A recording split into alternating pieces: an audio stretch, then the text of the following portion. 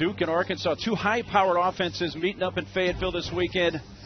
Arkansas's Tiana Bell leading the Hogs in homers and RBIs.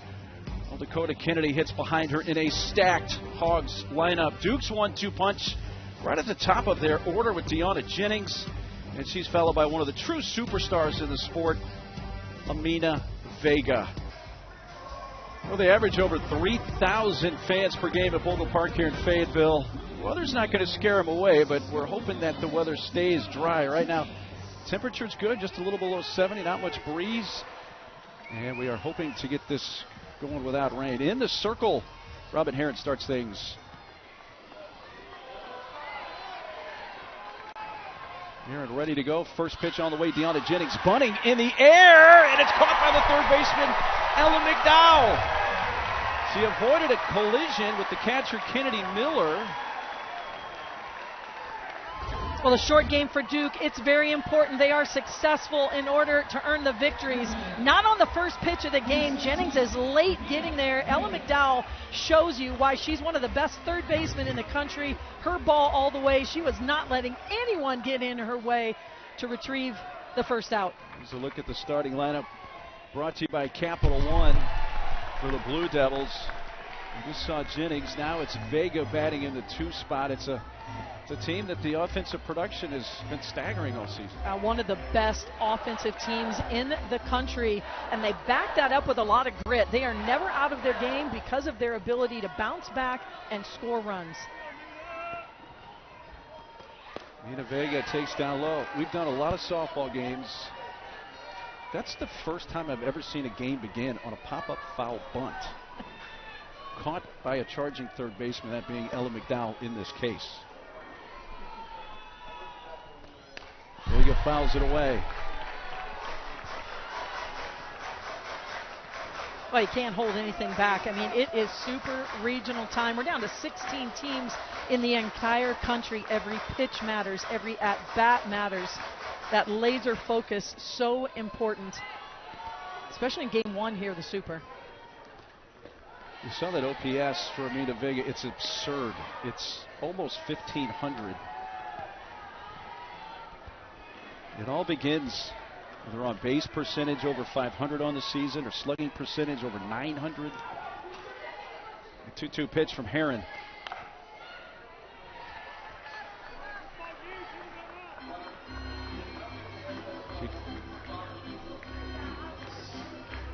Robin Herron throws the ball hard. Power pitcher. She's going to throw consistently in the upper 60s with her velocity. She relies heavily on a curveball, rise ball combination. She has one of the nastiest changeups in the country.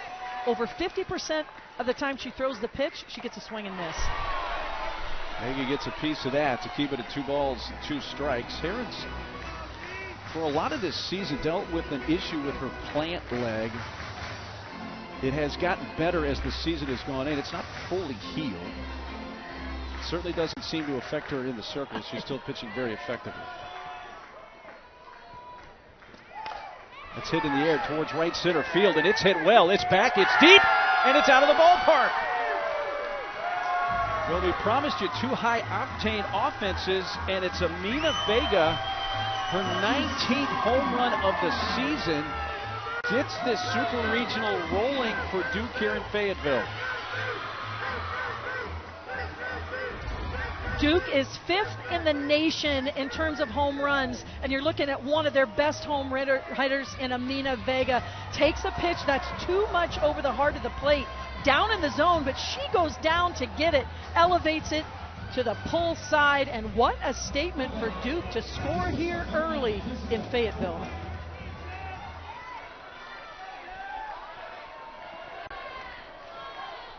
Just keeps setting program record after program record this season offensively for Duke. You know, Courtney Deifel talked a lot about yesterday. Duke's is a free swinging team, and right there, that is proof with Amina Vega. Borderline strike down in the zone, a low pitch, but she committed to it early and drove it out of here, and that's something that makes Duke so dangerous, is their ability to hit pitches out of the strike zone. Jessica Oakland up.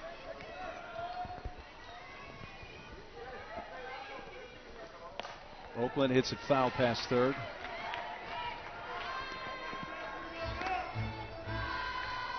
Amina Vega with the home run.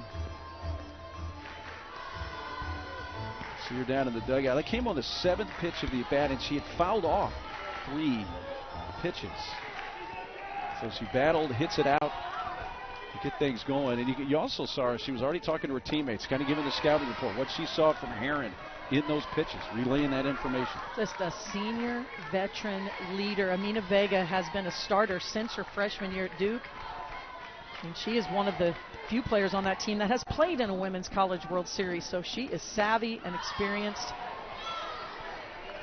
Oakland pops it up on the infield. Second baseman wants it. That's Carly Davidson, makes the catch with a second out. She can hide from us right now, but she's not going to hide in this Super Regional. She is going to be front and center, Amina Vega, and she's already made her presence felt. There's Coach Marissa Young. You know, the Super Regional they played a couple of seasons ago at Mizzou, where they came back, won a decisive game 3 in extra innings, and sent them to the Women's College World Series for the first time in school history, a school history that only dates back to the beginning of this decade. It's just so impressive what Marissa Young's been able to do with this Duke program. They've only been around 7 years, yet every season they have been able to go to the postseason, most times go deep into the postseason. You can't say enough about her leadership and how quickly she has built the Duke program into a national power.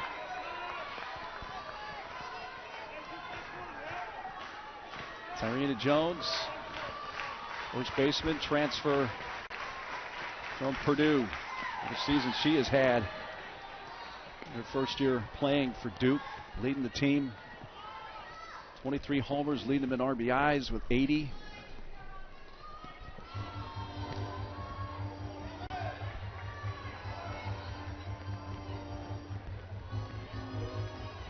All in 2 strikes.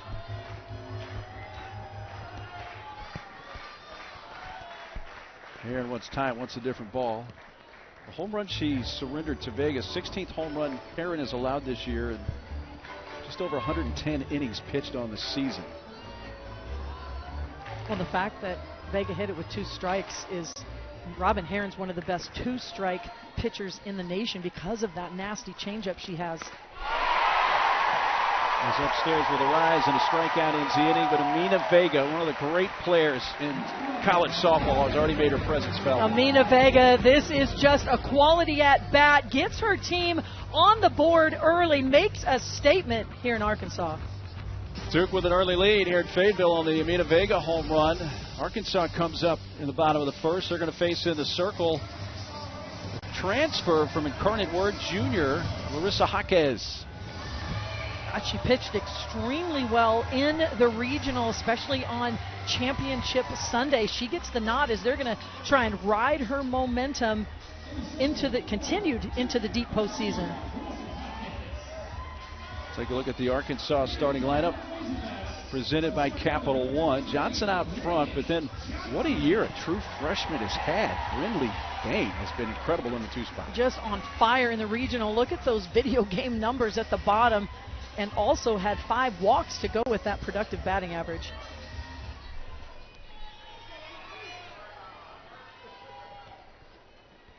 Reagan Johnson, the all-time hits leader in Arkansas softball history, leads off, takes ball 1. He set that record earlier this season in game 1 of a series against Florida.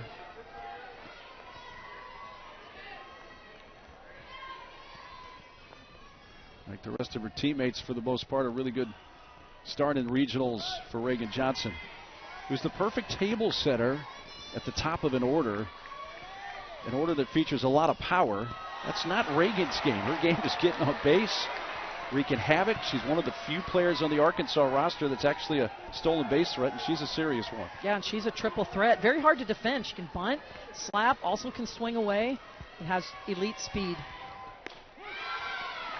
Makes a strike.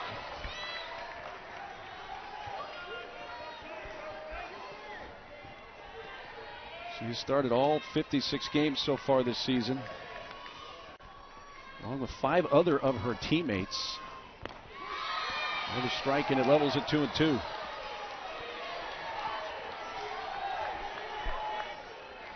Love how Jaquez is attacking the zone early. This is a high-powered Arkansas offense, keeping runners off base key because of their power and their ability to drive the ball out of the park as well. It's an already interesting decision for Marissa Young, the Blue Devils head coach, who she was going to start. Cassidy Curd would be the veteran choice. But she elects to go with the hot hand, Jaquez. That certainly doesn't mean we won't see Curd at some point today. It's out to left field and played perfectly. Kate Mathis makes the catch. Head coach Courtney Deifel, winningest coach in school history, just 11 outstanding seasons since coming here for the 2016 campaign. Yeah, we can't say enough about what she has done with this Arkansas program. Has put them on the national map and kept them on the national map. Being in super regionals, familiar territory for Coach Deifel. Brinley Bain.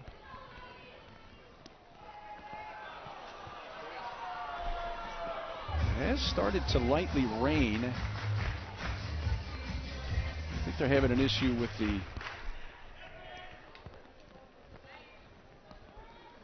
equipment for the pitch calling. Good look at Bogle Park. 67 degrees. A few raindrops are coming down.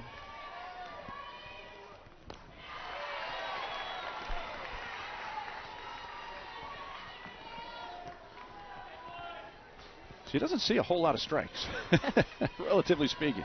And just shows such good plate discipline. I mean, hitters want to hit. They want to swing, especially when you get into the postseason.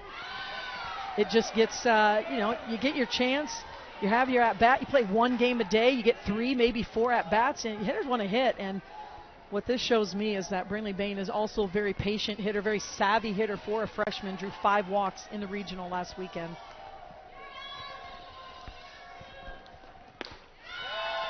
Selective, that's just a bit up.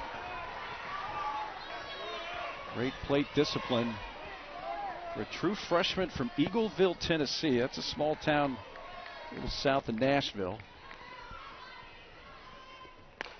Off-speed strike from Jaquez. Just so confident. That confidence has grown throughout the season for Jaquez. It was a rough start for Duke and for Jaquez early in the season, as these new pitchers on staff for Duke are really finding their groove, finding their feet. And it's just been so impressive what Marissa Young, also the pitching coach, along with being the head coach, has done. And Cassidy Curd was the only returning pitcher on this staff. Every other pitcher was new. And the development of these pitchers in the circle has been key to Duke's success. Jaquez has gone to a full count on each of the first 2 hitters of the game. The Razorbacks. Jaquez has not been tagged with a loss since March 15th against Virginia Tech. She's been on a nice little roll here. I mentioned how well she pitched in the region. That ball's gotten a little bit wet. Now, obviously, the umpires and everybody here are willing to tolerate a little bit of light rain. It's going to require, this right here, like even the second ball that Jaquez received, she didn't like. I assume it being a bit too damp. Well, yeah, this is an important pitch. It's a full count pitch. You don't want to throw a slick ball, a wet ball. Every pitch matters. And, yeah, it's going to take a little more time. And you're right, the umpires are showing a little more grace. Another 3-2 just missed off the plate. And that is ball 4. What else can we expect from Larissa Jaquez? Well, you're going to see a lot more spin over speed. She's not going to beat you with her velocity. It's her command and her spin with a curveball, screwball, drop ball combination. Has a reliable changeup that's really developed throughout the season. Gets a lot of swings and misses with that curveball, especially as a right-handed hitter. Razorback third baseman Ella McDowell. Started with a strike from Jaquez. Sophomore year for Ella. Was all SEC second team last year as a freshman. All SEC second team again this year, but made the all defensive team as well. And the one thing we have not mentioned is defense. And for Arkansas, not only this year but last year, outstanding defense that has carried over to this year. So it's part of their really complete team with the pitching, the hitting, and the defense.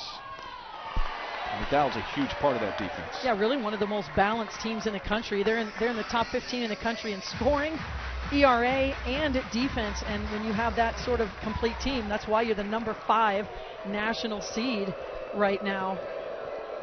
And there you get a good look at it. Number 1 in the RPI. It's based upon their schedule and obviously their opponent's schedule. You look at that non-conference record, that is sparkling. And in SEC play, they had one of the toughest schedules in the country. Had to go on the road to Oklahoma, on the road to Texas, on the road to Alabama. I mean, this is a battle-tested Arkansas team. Yeah, Arkansas finished the regular season ranked 7th in RPI. They entered the NCAA tournament number 1 in RPI in the nation.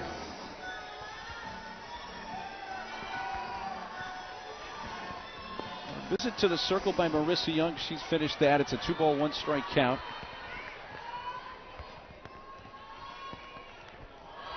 That changeup is bounced up there.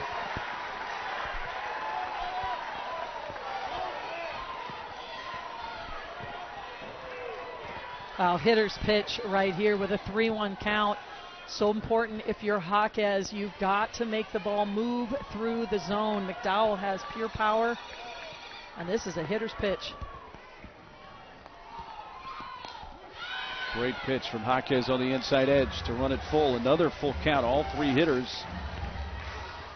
We've seen 3-2 counts.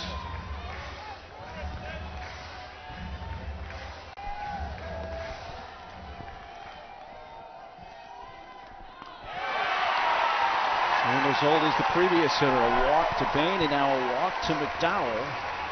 After getting Johnson on a fly ball to left, the next 2 a couple of free passes. Well, that is the danger zone and why Arkansas can put up runs in a hurry. Those 2 walks bring up the best home run hitter on the team. And brings up the cleanup hitter Tiana Bell, who transferred from Cal, spent 3 seasons there. Being aggressive. Foul tip, strike 1. And that's the pitch from Jaquez.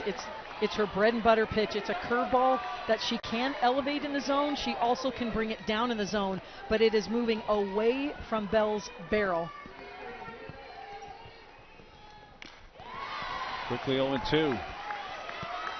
And that's the same pitch, just an outstanding location. And that's a big reason why when you really take a deeper dive into Jaquez and her success against left-handed batters, the batting average is .369 on the season. Against righties, below 200 because of that pitch.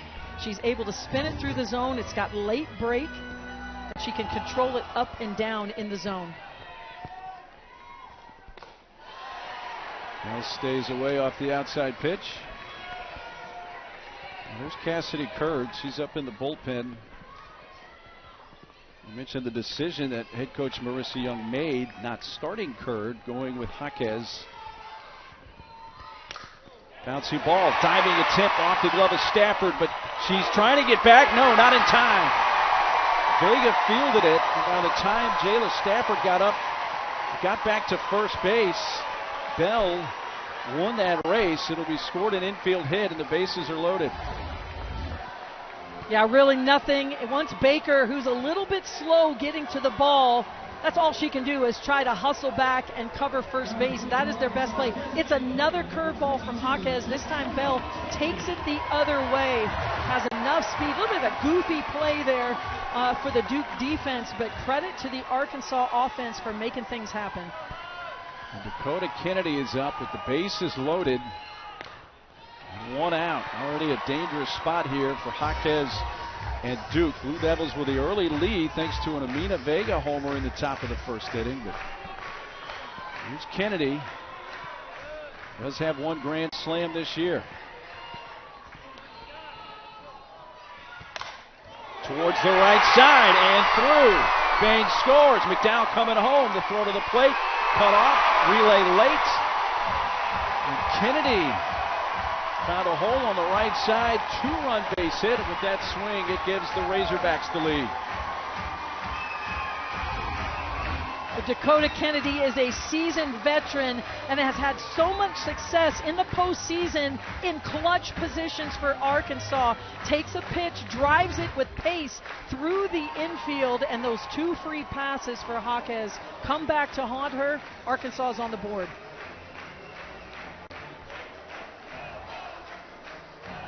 RBIs 50 and 51 for Kennedy. Where's the brace on the right knee? Has the right leg injury that's bothered her for a while now, but doesn't affect her hitting all that much. Well, credit to her for being able to come back. You see the brace on her leg. I mean, one of Dakota Kennedy's strengths is her speed. She's able to leg out base hits her entire career, steal bases, play left field. Now with the injury, she's their DP, but you know what? She has a great attitude about it. Loved visiting with her yesterday. She's fine. She's ready to go. And, I mean, there's no one that's been more clutch. That's now her 8th RBI between the regionals and super regionals here for Arkansas. She's got the groove going. Send up the second baseman. This is Carly Davidson. Pitch count has already gotten up to 25 for Jaquez with these deep counts. He's off speed with the first pitch for ball 1.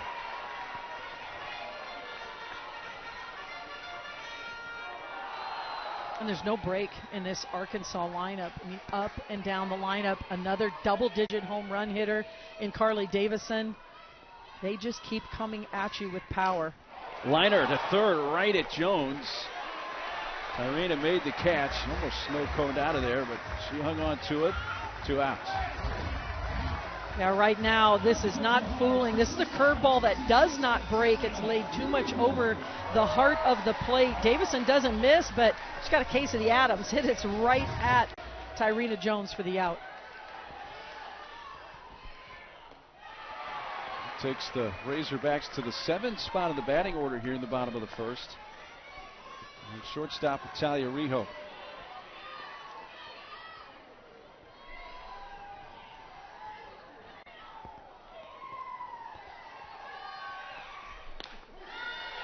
I mentioned at the top of the show that when you look at these teams, if you're going to break them down, offensively it's kind of a wash, the 2 teams.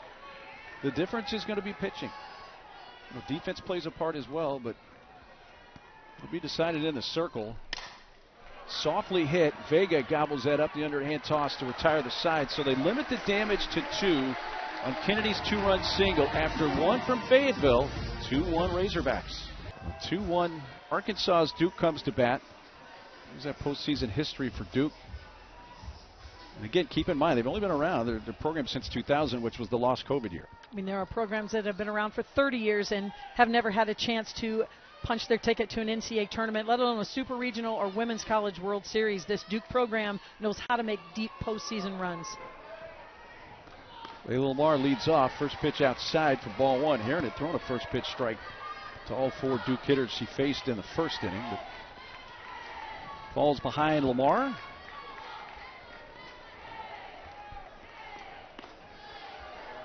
Well, with Robin Heron, that's one thing she does so well. She fills up the strike zone, has great command of all of her pitches, the curve, the rise, and that changeup. That's so impactful. But if you're looking for a walk, you're rarely going to get one for Robin Heron.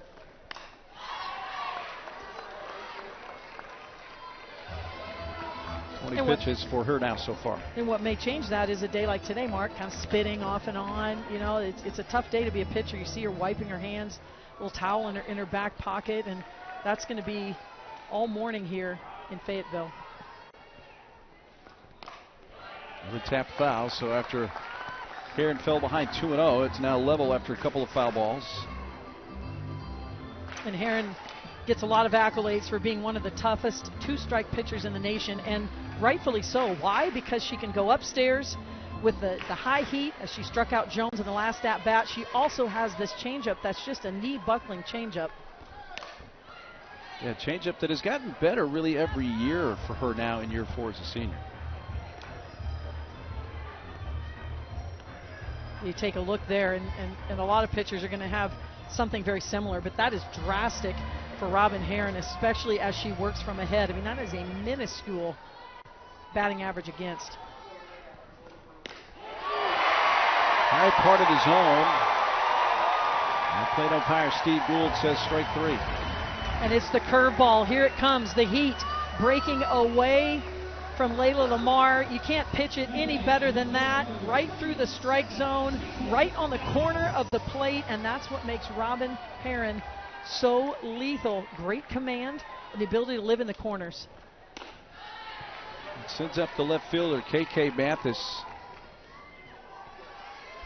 We mentioned how pitching is going to be a big deal, obviously, in this series, and especially for Duke, trying to get their pitching to hold up. And KK has been somebody that's seen some time in the circle here as the season has gone on. Yeah, at the end of last season, Coach Young had a conversation with her that says, hey, you know, let's put your arm in a circle a little this summer. Didn't know how the transfer portal would go for Duke. They did indeed secure a lot of pitchers, but here late in the season, it took about a week. Marissa Young had her come back to the bullpen, work with her for a week. She got in the circle. Straightaway center field. And Reagan Johnson trots back to make the play. And 2 outs.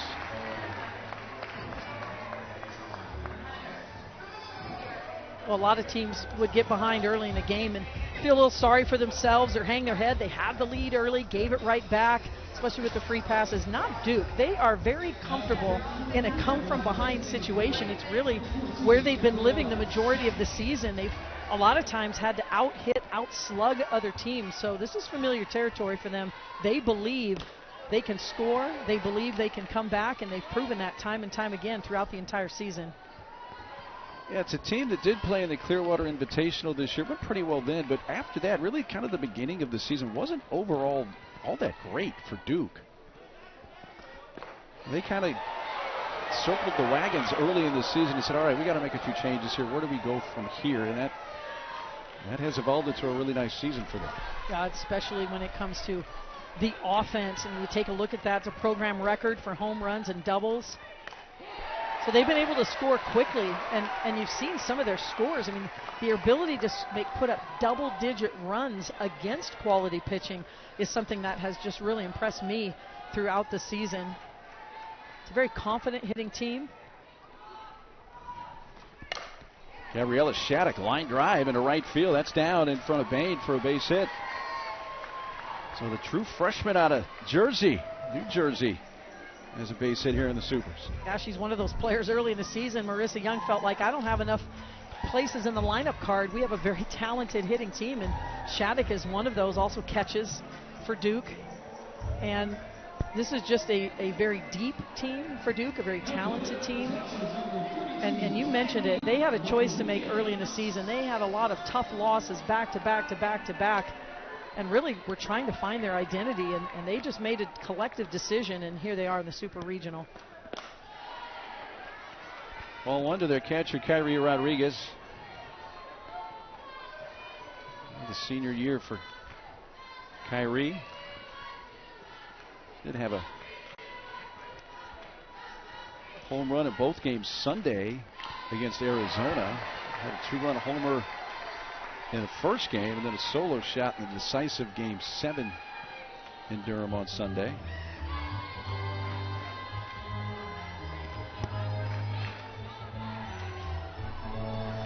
She did have a redshirt year in 2024, so academically a senior. As far as eligibility-wise, still has another year after this.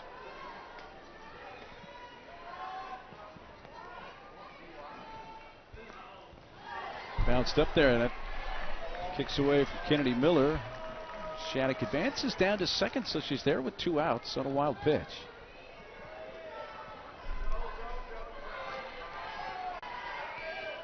You know, I do applaud the umpiring crew, everybody here, the fans, patience. It is lightly raining. The ones that really have the toughest job are the pitchers, with trying to keep the ball dry and getting the spin they want. Hands down, and any pitcher out there will tell you that grip, being able to grip the ball on the seams where you want it. Herron's still not happy with that one either. We saw the same thing from Jaquez on the Duke side. We're going to use a pinch runner here, by the way. Pardon me. They're going to run for Shattuck. So Adeline Matthews is going to bring more speed out to second base. She represents the tying run. And with a 3-ball, 1-strike count. So a hitter's count here for Rodriguez. Coach Young said, you know what, this will be the good time to use the pinch runner. You can only use the pinch runner one time for a specific player in a game, so can't do that later in the game for Shattuck. Yeah, hesitation there with 2 outs. You know, with a runner at 1, 2 outs, really no need to use the pinch runner. They got the wild pitch to second base. Now they have that favorable hitter's count. Good opportunity for Duke to tie this game. See what Heron brings Kyrie Rodriguez on 3-1. She hits it hard towards center field. It is deep and gone.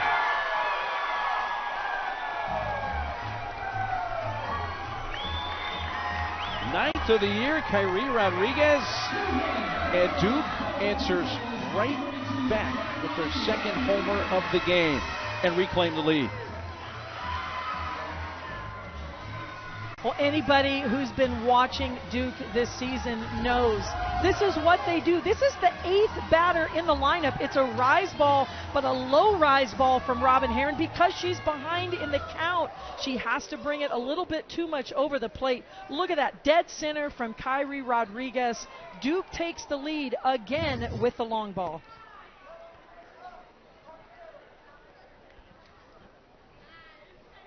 I mean, you take a look at that. You can't count them out when you can hit home runs at a pace like Duke up and down the lineup. And hey, even today, we've seen a home run hit on a ball below the knees. We've seen a home run hit on a ball above the chest. So this is a team that is confident in their swings. They're loose. As you can see, Deanna Jennings there getting loose again. Is her at bat. She's on deck. But that's what this Duke team does. They score in a hurry. They light up the scoreboard in a hurry. And they do it throughout the lineup. Well, using the tongue pressure to get the dirt out of the spikes of the pitcher, Robin Heron. And Coach Deifel has been there talking with the plate umpire, Steve Gould. And this is, I'm sure, about the conditions, not only how the circle area, the pitching area is getting damp and needs some drying compound.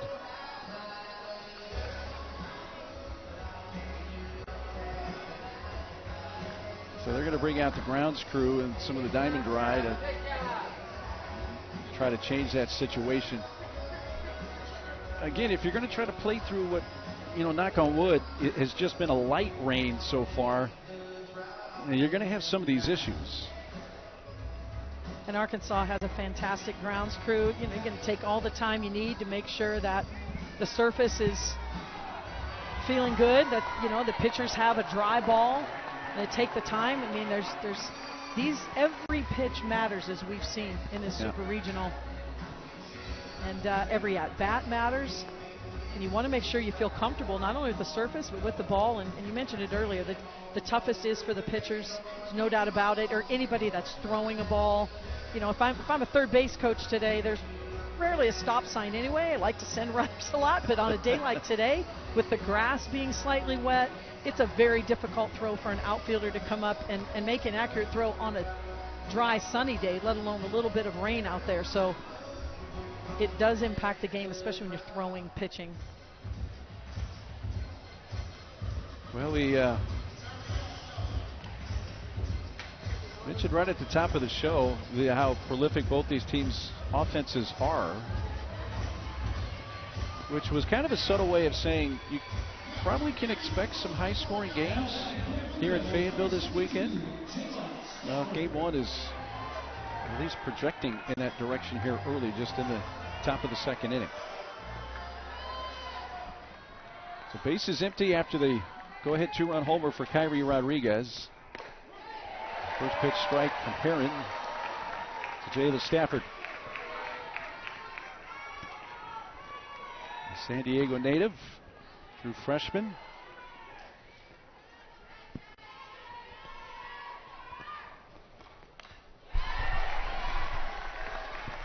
Well, if you're wondering, Robin Herron, really a big strikeout pitcher. Talked about it earlier, really walks batters as well. One of the best strikeout to walk ratios in the country, in the top 10. But she's been prone to the long ball lately. On May 7th against Alabama, she gave up 3, but now she's given up 2 so far today. That is something that has plagued her as of late.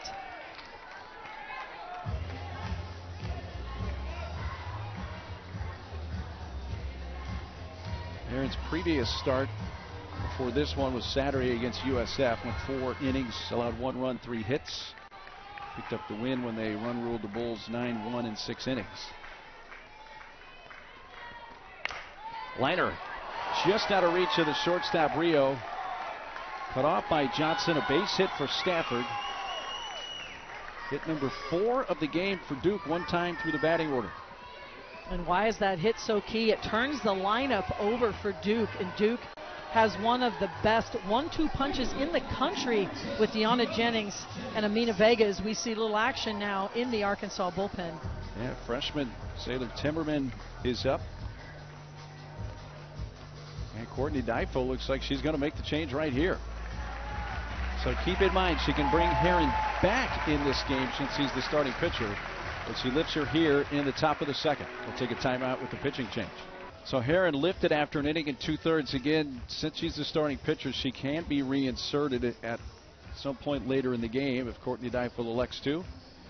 And it's going to put a true freshman in the circle here, Sailor Timmerman, who pitched very well a couple of times against UCF in the regional. Yeah, Timmerman has really been a first relief type option all season long for Arkansas to stabilize some innings. She really throws a lot of strikes out of the bullpen and can kind of calm the storm.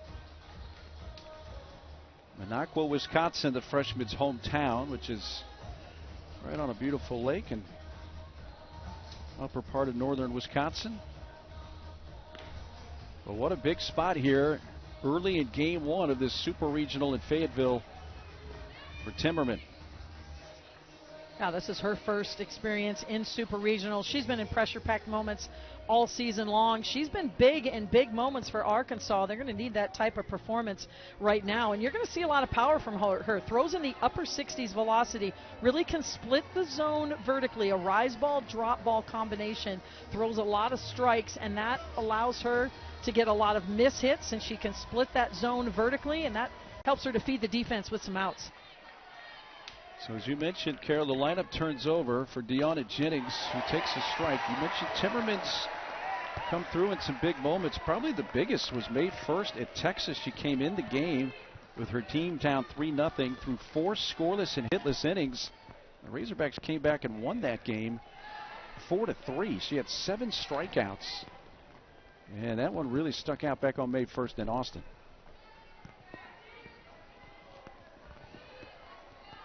That doesn't really pitch like a freshman. Sometimes freshmen come in those types of moments against those types of opponents, and the moment can be too big for them.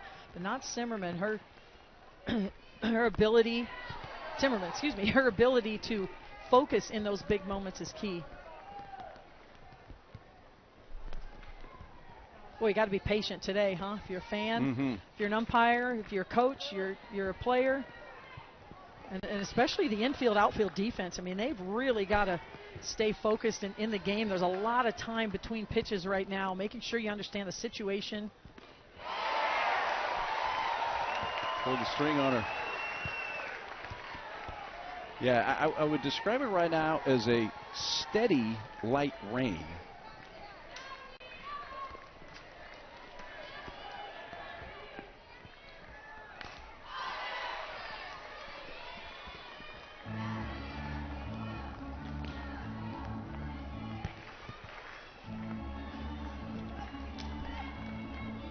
Pitched a couple of times against USF in the regional.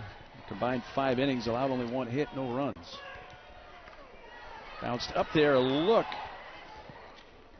Stafford gave it a serious look, but goes back to first base. And good decision from Stafford. Thought about going and stopped. And the minute you hesitate, the minute you stop as a base runner, you have to go back. If she would have taken off there, Miller would have been very excited about that. Very good at throwing out runners down at second base. She can take off here with 2 outs The 3-2 pitch. This is going to be an illegal pitch, and that's ball 4. Timmerman, a little hitch in her delivery. An illegal pitch creates a ball, and that was ball 4. And Coach Deifel wants an explanation. Well, again, once the hands come apart, which they are not apart yet, but you can see her motion lost her balance a little bit there, and that created the illegal pitch. Now, Courtney Deifel wants a little better explanation than that, because you can move around. She did not separate her hands at all. You know, from that camera angle from center field, it almost looked like she lost the grip a little bit of whatever pitch she was trying to throw in her glove as well. Yeah, and her hands were not separated yet, so that is not the issue. Now, maybe she came back off the front of the pitcher's plate. I mean, there's a lot of ways that a legal pitch can happen. Robin Herron going out to help out Timmerman with she's got a double cloth there in the back. You know, one little more for the grip and one just for the rain. But the umpires are talking about it just to make sure that what our home plate umpires saw was indeed what happened. We have 4 umpires, if you remember, throughout the postseason, in regionals and now in super regionals as well. Also will be in the World Series. All right, after that discussion, he's going to tell the 2 head coaches. Yeah, everything here to me seems legal at this point, and she's rocking back. Her hands have not separated. She loses her balance, but unless the pitch clock is moving out, I'm not sure either, and you can see the confusion on Courtney Scott's face as well, and we're not privy to that conversation.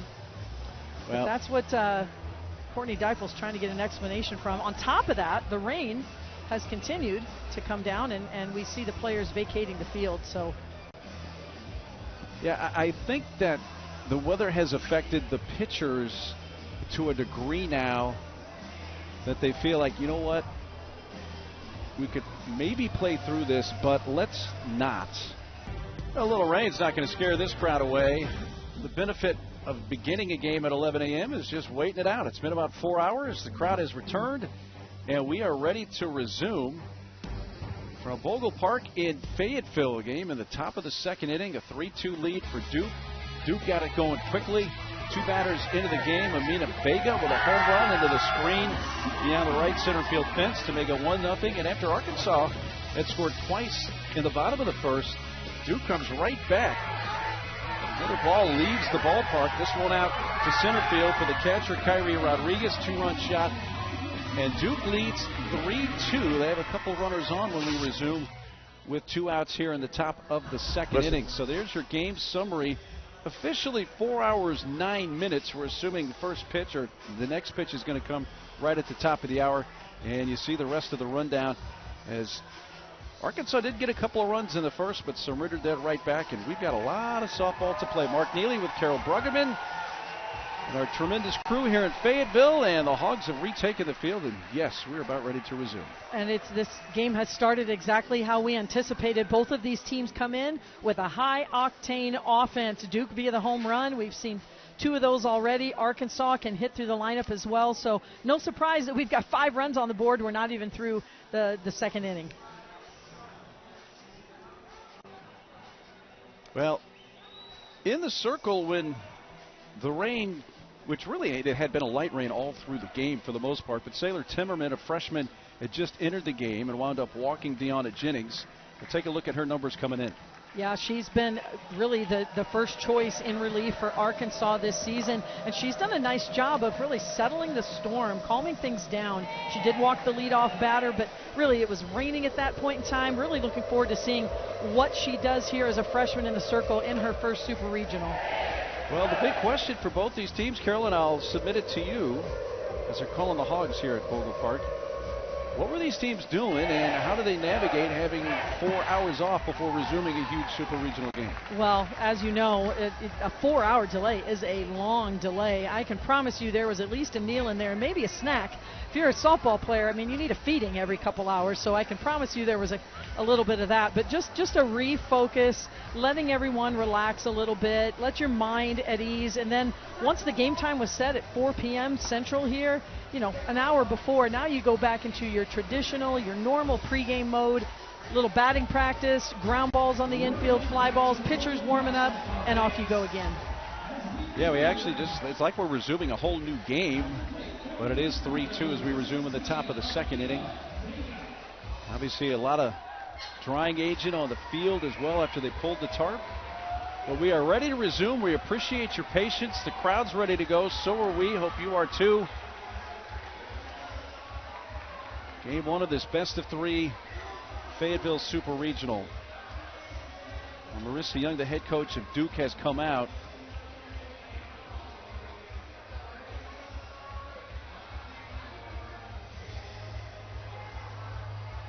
They used a pitch runner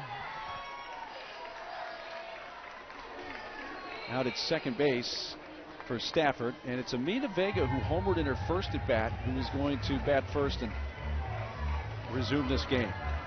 So, all right, ready to go. 4 o'clock Central Time. Pitch on the way, and we are back underway. And the crowd applauds. They are happy about that, and so are we.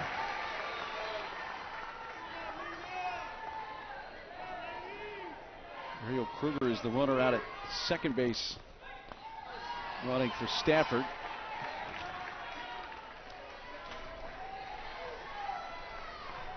Kruger running there.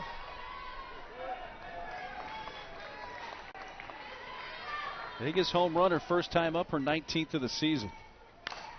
Popped up. This is going to stay in play. The third baseman wants it. That's Ella McDowell in fair territory, makes the catch. That retires the side, so it just takes a couple pitches for Timmerman in the resumption. Going to the bottom half when we come back. 8, 9, and 1 hitters coming up for the Razorbacks as we go to the bottom of the second inning. Game one of this best of three Fayetteville Super Regional. Meet the coaches if you haven't already, but let's take you back a little before. I mean, these two head coaches were fantastic student athletes in their own time. Marissa Young at Michigan, a 3-time NCAA All-American. I was coaching at Purdue at the time. When she played at Michigan, she was just a fantastic player. And Courtney Deifel, of course, at Cal, won a national championship in 2002 as a catcher. Now both leading these high-profile programs. And so much fun that their love for the game that developed at an early age, now they get to be a head coach. Marissa Jaquez, who started the game for Duke, has stayed in there with the resumption. And Jaquez has been the most consistent pitcher for the Duke Blue Devils, especially here in the postseason. Was fantastic in the NCAA Regional in Durham. Wyckoff bounces it up the middle, right near the second base bag and into center. And Wyckoff is on.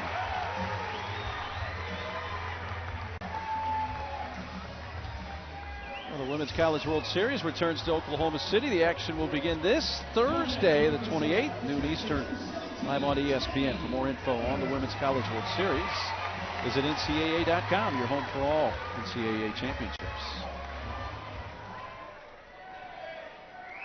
9th spot in the order for the Hogs, and catcher Kennedy Miller.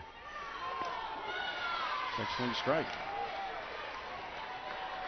A curveball's been very consistent for Jaquez so far in this game, even through the rain. It was raining through the first inning of the game, and she found a way to be very impactful with that pitch. It is her bread and butter pitch, really runs away from the right-handed batters. If you're just joining us and didn't see the first inning and a half when the rain was falling, it's fair to say, Carol, that the weather was affecting the pitchers. Not in an extreme way, but at least in a mild way. Yeah, it sure was. We had to switch out balls consistently. The ball was wet. Any pitcher knows it's really tough to control the ball, even when it's dry, let alone a ball that's wet. And so there were a lot more balls thrown, a lot more hitters counts, not pitchers counts. I'm sure the pitchers are enjoying these dry conditions, as are the fans and everyone else. Indeed. The 1-2 pitch to Miller.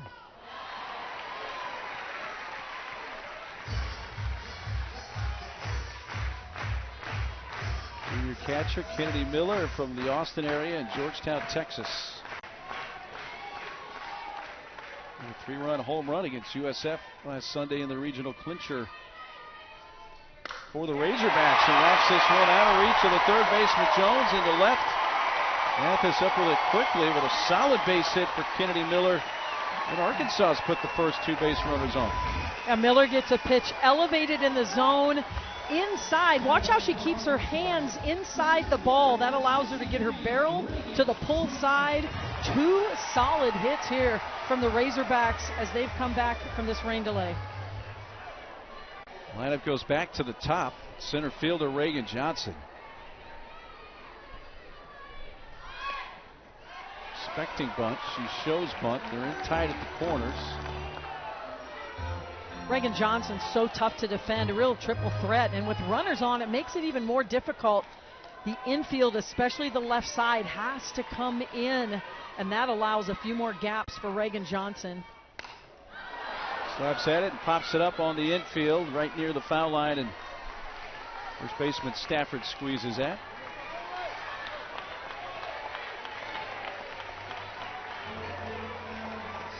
There's the first out of the inning for Duke.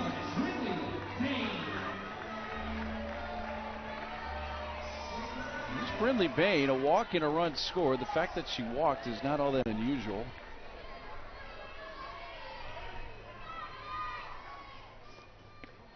She does take a first pitch strike. And that off-speed, Jaquez has it working. Brindley Bain has been the most consistent hitter in the postseason for Arkansas. Hit over 700 in the Fayetteville Regional last weekend. Got to do anything you can to throw off her timing. Love that first pitch strike on the off-speed against Bain.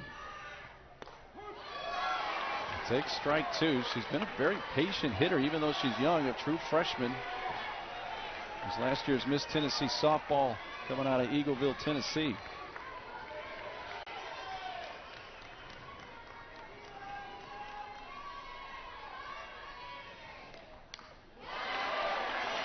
Just got a piece of that. That was the off speed again from Jaquez. Great time for that pitch. As now Brindley Bain, you get inside her head what's going on between her ears. She's like, wow, is it going to come with some velo? She's thrown me that off speed pitch twice, and it's exactly where Jaquez would like to have Brindley Bain. And it's at this point they're going to make a pitching change.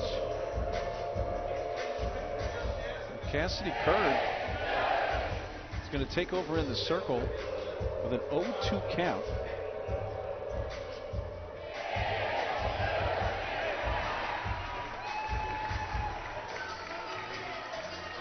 Interesting moment to make a change. Jaquez is lifted here. Bain still at the plate. We knew it would be a matter of time before we saw Cassidy Curd today. Not so sure we anticipated in the second inning with an 0-2 count, but Cassidy Curd is the ace of this staff.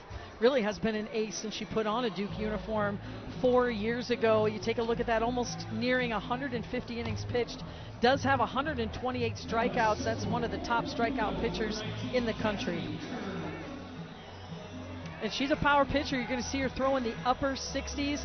Curveball, rise ball, screwball combination. Everything has a little bit of upspin on it, so she gets a lot of fly ball outs, and she has developed a lot of confidence now in her changeup and has developed command on that pitch in any count. So Curd's going to take over in the circle for Duke. I mean, interesting timing of this change, Carol. I guess it's a question we can ask Marissa Young at a later time, but was it because of the first 2 hits from the inning and then maybe something she saw in the sequence to Bain? Yeah, it could have been, and obviously Bain drew a walk, so did McDowell on deck. So Jaquez did not have a lot of success against those hitters. And there's no doubt having runners on base, plays into this. Jaquez has been hit hard in this inning. And so, you don't want to waste any time, as we've seen across the country already in the super regional games that have been played. Every pitch matters, every at-bat matters. And anything you can do also to kind of slow down this Arkansas offense. They have a lot of momentum in this inning, so a pitching change that just really takes that away and makes things a little more neutral. So she picks up the 0-2 count.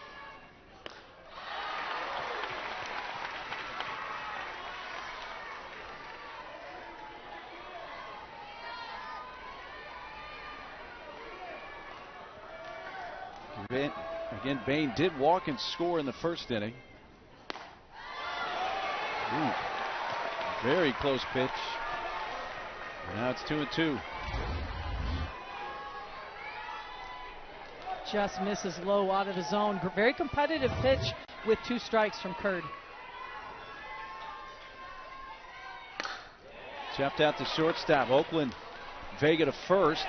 Great pick. They don't get the trailing runner, but Stafford did everything she could, picking that out of the dirt. Lead runner advances to third. That's Wyckoff. Well, Bain just pounds this ball into the ground. It's hit hard. Oakland keeps her feet moving, but Vega is very fortunate that her first baseman scooped that up, and Jayla Stafford, because if that ball gets away, Arkansas ties this game. Those are the little plays that come back at the end of the game, and you circle a few plays that say, well, what plays made a difference? That pick over there from Jayla Stafford to prevent the run could be one of those.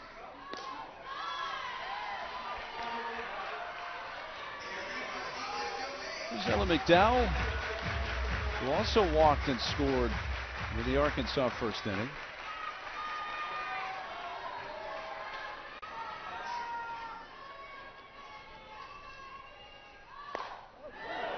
Out in front of that. One thing Arkansas does not do a lot of is steal bases, just 33 on the season. Brittany Bain does not have any.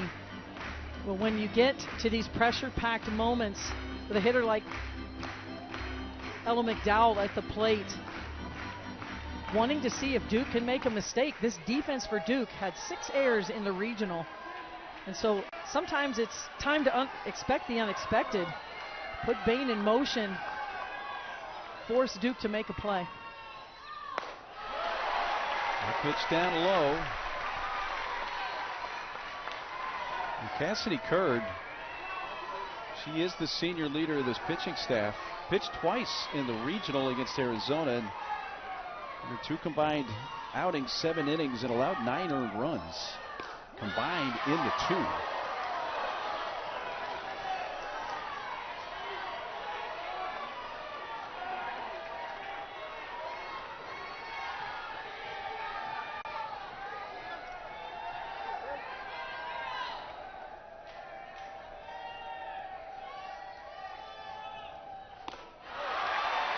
High to McDowell, full count.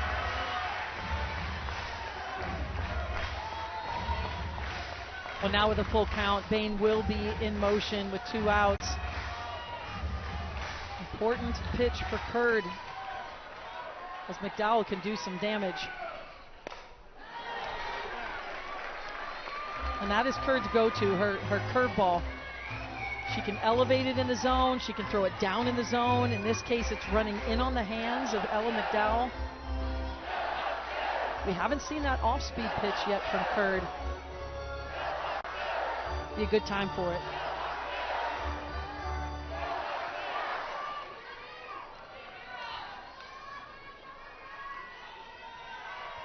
And the 3-2 pitch. And she lost her, ball 4. And unloads the bases. Arkansas just not giving in to the strike zone. This pitch just off the plate. I mean, it doesn't get more competitive than that. Rodriguez tries to frame it up. That is right on the borders, right where Cassidy Kurd does need to live. So they're loaded for the cleanup hitter, Tiana Bell. She has a couple of grand slams, 2 to be precise this year. And this her first season with the Razorbacks, having transferred in from Cal. 8 as a team on the season. Twisting back into the screen. Well, we saw this in the last at-bat. It was Jaquez against Tiana Bell, and the game plan is clearly throw her outside. With Jaquez, it was a curveball. Now with Cassidy Kurd, it's her screwball, but they are really working the outer half of the plate against Bell.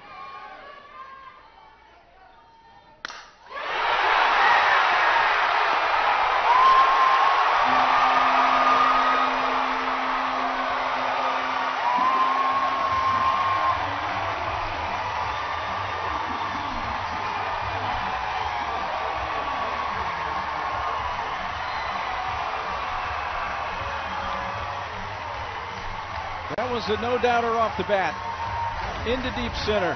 The best home run hitter on the Razorback team just stepped up in a big moment and got another home run. This pitch is elevated in the zone. It's a rise ball.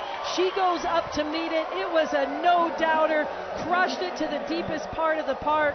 Why not? A little dance after that. A grand slam from Arkansas. So it extends the team program record to 9 grand slams on the season. Personally, for Bell, her third of the season. It's the second grand slam for Arkansas in this tournament.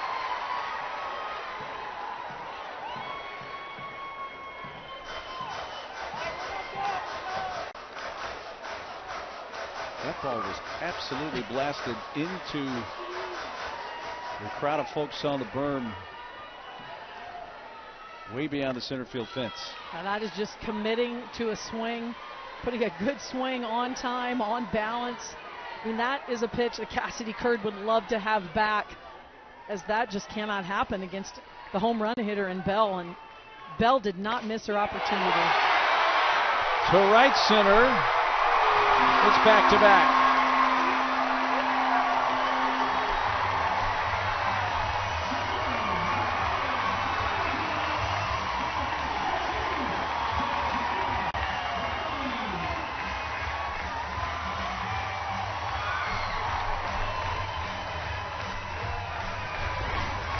Well, here come the Hog hitters. And this pitch again from Cassidy Curd, too much over the white part of the plate. These Arkansas hitters are looking for it. They are on time. They are on rhythm. Lots of hugs, lots of smiles all across. And why not? Arkansas has come out on fire in this inning.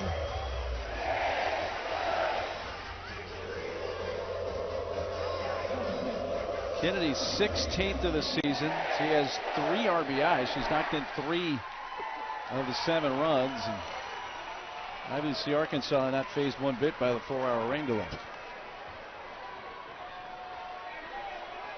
It's the first time the Razorbacks have hit back-to-back homers since late in February 27th against Boise State.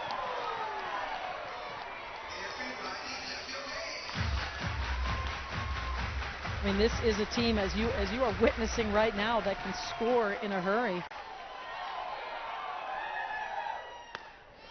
You come into the game 15th in the country in scoring. And most importantly, for the Arkansas team, what they do is they have a lot of extra base hits, as you're seeing. They're in the top 20 in slugging percentage, RBI, which means they are able to drive the ball with power to all parts of the park. And it has been on full display in this inning. It has now been a 5-run inning.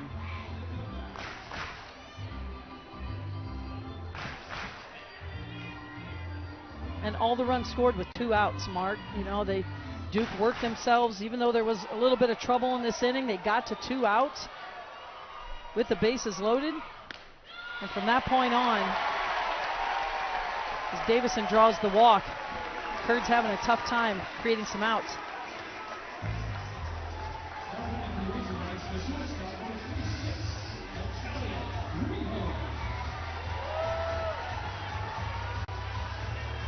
So the 9th batter to come up in the inning is the Razorback shortstop, Talia Rio.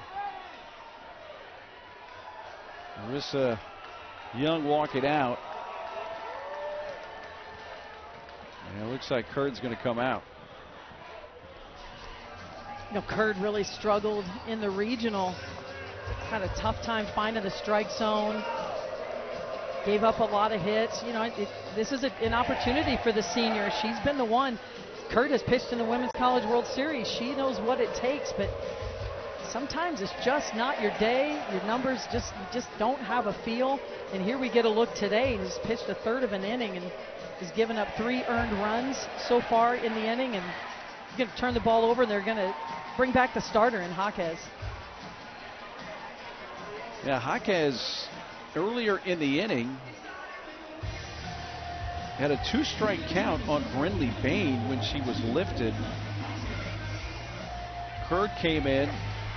Bain eventually reached on a fielder's choice as they forced Kennedy Miller at second base. And then after the McDowell walk, the Bell grand slam followed by the Kennedy home run. And now after a Davison walk, Jaquez is right back in the game.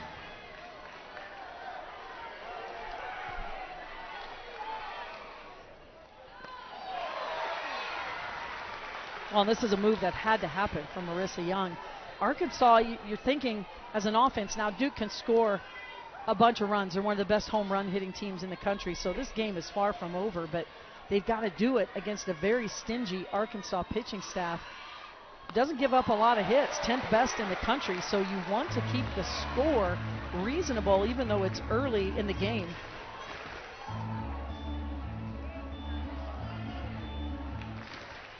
Rio grounded out to second base her first time up.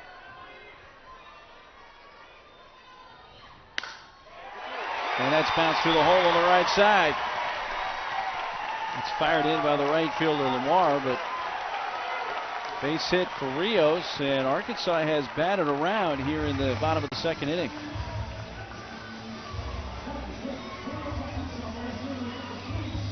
That's what Arkansas has been able to do all season long. Just past the bat, this lineup's got a good mix of speed and power, mainly power within it. And there's no holes in the lineup.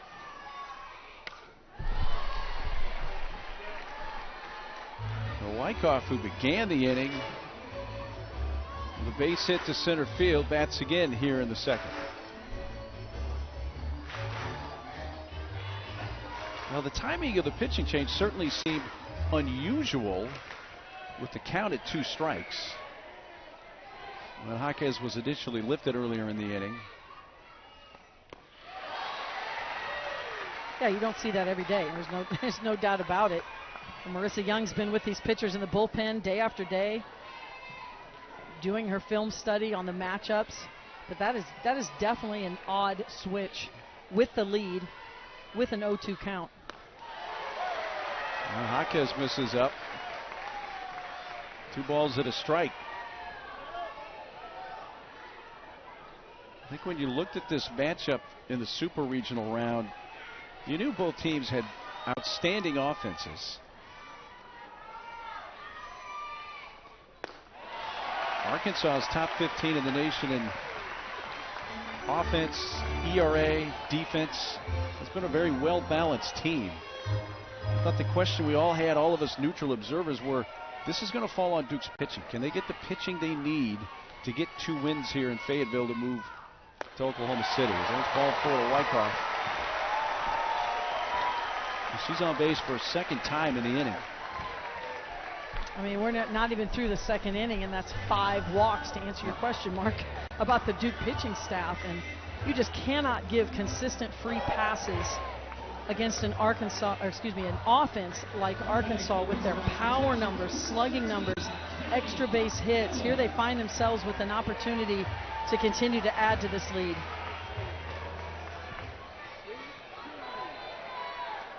Kennedy Miller with a base hit earlier in the inning to left field. Takes a first pitch strike. When this game resumed 25 minutes ago, Duke was up 3-2 and still batting in the top of the second inning.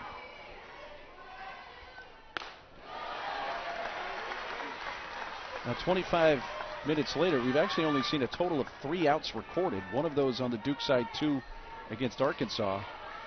And the game is completely flipped.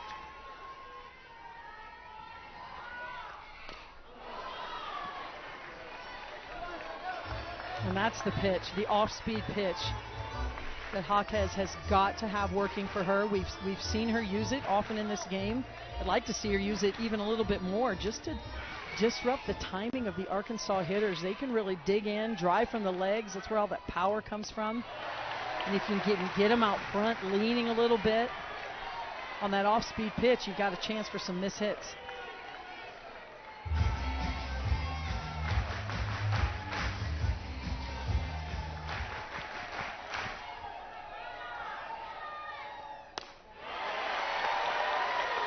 And now it's a full count with 2 outs, so the runners will be off as soon as the pitch leaves the hand of Jaquez.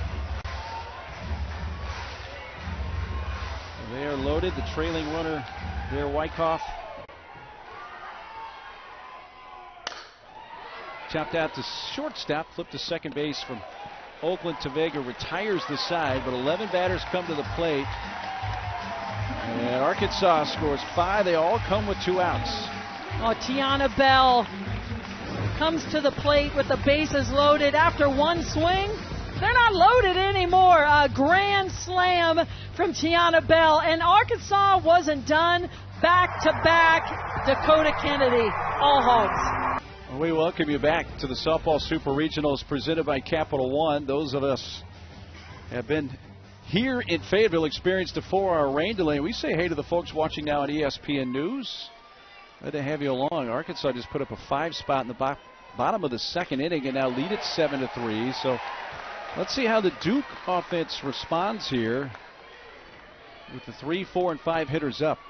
Good look at Bogle Park. Great crowd as usual here in Fayetteville. Chased by the third baseman McDowell, but she's out of room. Well, Duke has been in this position many times this season, and they've been able to fight and scratch and show a lot of grit and come back in these games. We're only in the top of the third inning, and Duke has proven they're one of the best home run hitting teams in the country. They are never out of it because of the way they swing the bat.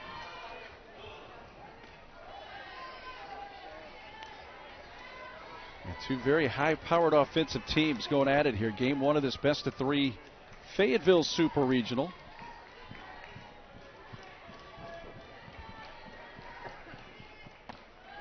Duke trying to make it to the Women's College World Series for the second time in their short school history playing softball, and Arkansas is trying to make it there for the first time in school history.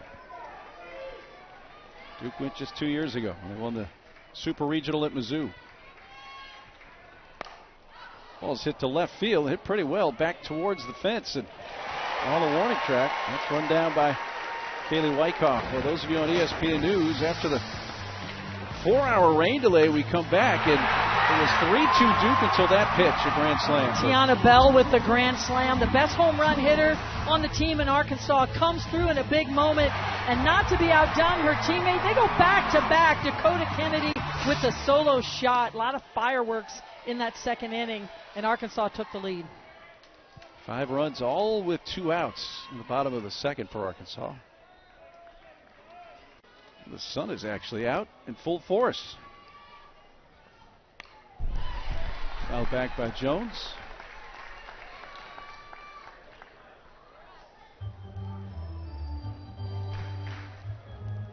Irina, a strikeout victim, her first time up today.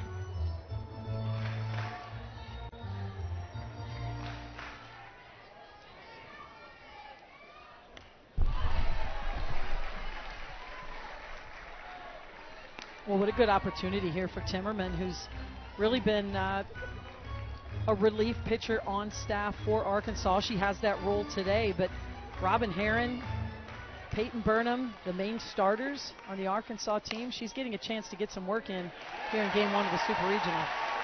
Out to Davidson, the second baseman makes the catch. Well, the journey to the Women's College World Series rolls on with the Super Regionals. Tomorrow, Saturday afternoon, Florida takes on Texas Tech. Game 2 from Gainesville. Game time 12:30 Eastern. That game on ABC. And Texas Tech outlasted the Gators today to take game 1.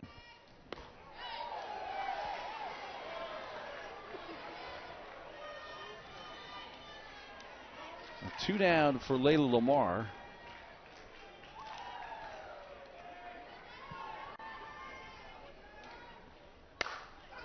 That ball's hit very well to left center field and deep, and that is up and gone. Well, that's the 3rd homer of the game for Duke. 2 of those have been solo shots now as Lamar hits her 16th of the season to make it 7-4. Well, Duke has the 5th most home runs in the country. They continue to show you their power. Layla Lamar goes the opposite way. This is a rise ball that's left a little too low. And a rise ball that's left low, this is what happens to it. Layla Lamar absolutely tattoos that ball the opposite way Duke gets a run back. Look at that. They've had an incredible amount. In the NCAA tournament, they had to play all 7 games they needed to win their own regional last weekend, outlasting Arizona. It's the 3rd time this year, though, that Arkansas has allowed 3 home runs to an opponent in a game. That is foul. Just foul.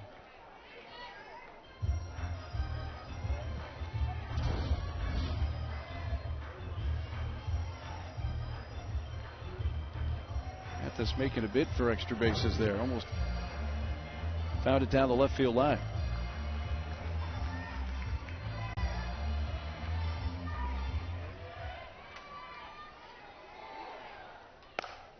That's dropped into left field for a base hit. Cut off in the corner by Wyckoff, and she will hold Mathis to a 2-out single. So the Duke offense trying to just get them right back in this game. Well, this is a confident hitting team. And one thing I've been so impressed with all season long with Duke is a lot of teams can take their defense to offense or offense to defense. So if they have a poor defensive inning, they can come back and it's 3 quick outs and they're back on the field. Not Duke. They just keep those things separate and they go to work when it comes to being on offense.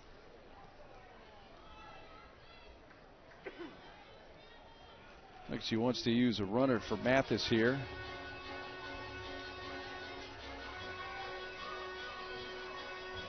Actually, Shattuck, who was the DP, re-enters.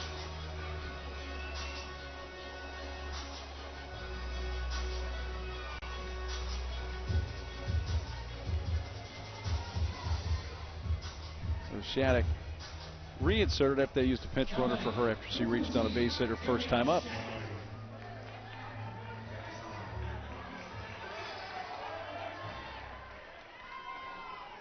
So a base runner on with 2 outs for Gabriella Shattuck.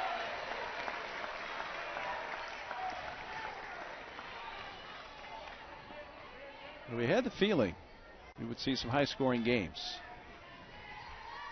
in the Super Regional in Fayetteville. Game 1 is so far through 2.5 innings living up to that billing. Oh, no doubt about it. Shattuck, one of 5 hitters on the Duke team. That's in double-digit home runs. And same on Arkansas. These are teams that just can light up the scoreboard in a hurry because of their ability to drive the ball deep. And you cannot relax as a pitcher in that situation. Sometimes those solo shots, if you do, become multiple run home runs like we saw with Tiana Bell in the Grand Slam. Softly hit left side, taken by McDowell, the third baseman's throw. And a stretch by Bell to retire the side. But Lamar does get a run back for Duke as she takes one out to center. You cannot count out Duke because of their ability to go deep. Layla Lamar gets one back with a solo shot. Take a look at this side of the bracket from Fayetteville. Whoever makes it out of here to the Women's College World Series, their first game will be against the winner of the Lincoln Super Regional.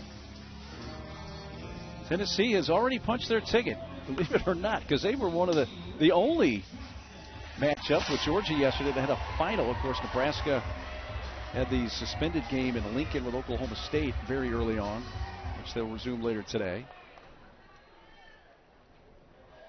Well, how about the pitching staff for Tennessee stepping up against Georgia, one of the best hitting teams in the country, and that Tennessee pitching staff really stifling them. 2-1 the final today, but just can't say enough about Carlin Pickens, her performance. The whole pitching staff, Megan Rhodes-Smith, the pitching coach there, just gives them a chance to win every game, and now they are going to Oklahoma City. Top of the order for the Razorbacks.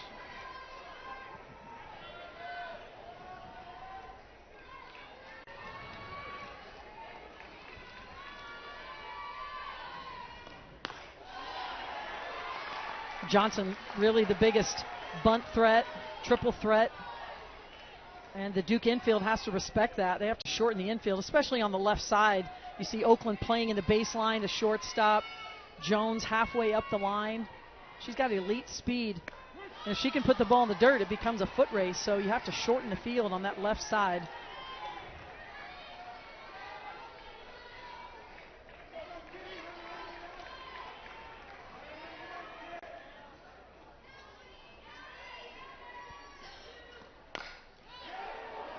spins foul.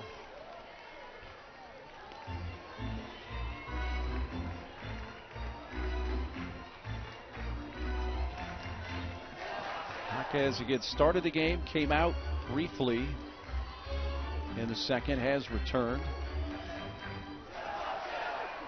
Here in 60 pitches for her.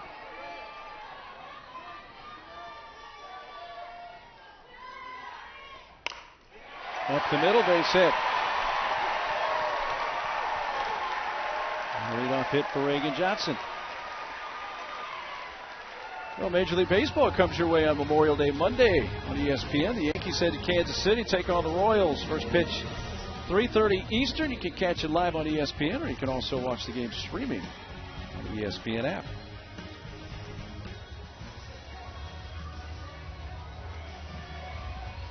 You know, if batter reaches, here is Brindley Bain.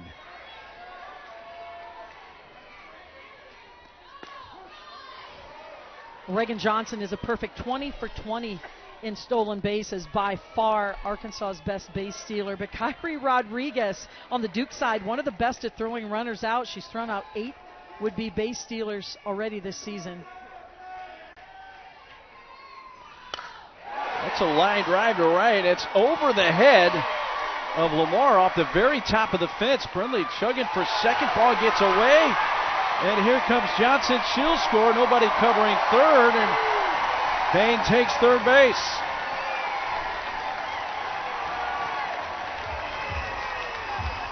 And a missile off the bat that was only a foot or so shy of getting out to right field. A double and an error and a run in. A repeat version of last inning. Brindley Bain hammers this ball to right field, and the ball correctly goes into second base. Should have went all the way through to second base. Not enough communication there between Oakland and Vega, and Vega tries to throw it quickly. Now Oakland's on her heels. A big mistake and an error allowing Bain to go to third. That's where communication's so important. If that ball goes all the way to second base, Duke has a legitimate shot of throwing out Bain at second base. So the run scored by Reagan Johnson makes it 8-4. Still nobody out in the inning. Ground ball, base hit. McDowell on base for a third time. She had walked her first 2. And that brings in Bain, and that's going to bring up Tiana Bell, who hit the granny her first time up. Last time up. Tiana Bell leads the team in home runs. Made the most of her opportunity with the bases juiced. Gets a pitch elevated. She knows it right away. Dead center field. Gave Arkansas the lead, and they have not looked back.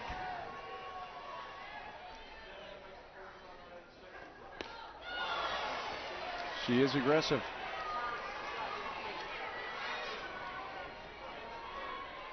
Now 17 homers, 61 RBIs, both team highs.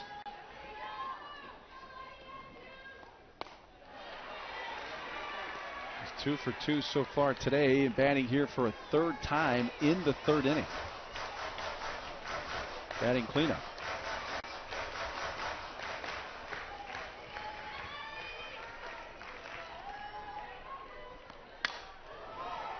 Down the right field side, long run for Lamar, and almost able to get to it. Very close and banged up against that chain link fence. A good effort out there from Lamar. There's a lot of foul ball territory, a long way to run for Lamar. Reaches at the last second, but the ball's just out of her reach. That would have been a huge out for Duke, should she have come up with that ball.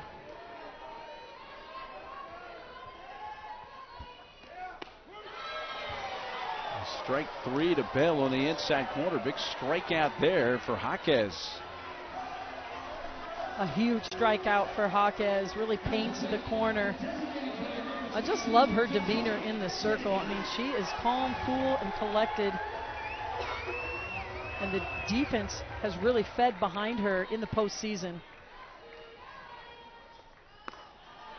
Dakota Kennedy followed Bell's grand slam an inning ago with a home run to center field of her own after a 2-run single in the first, which actually happened around 11:15 this morning.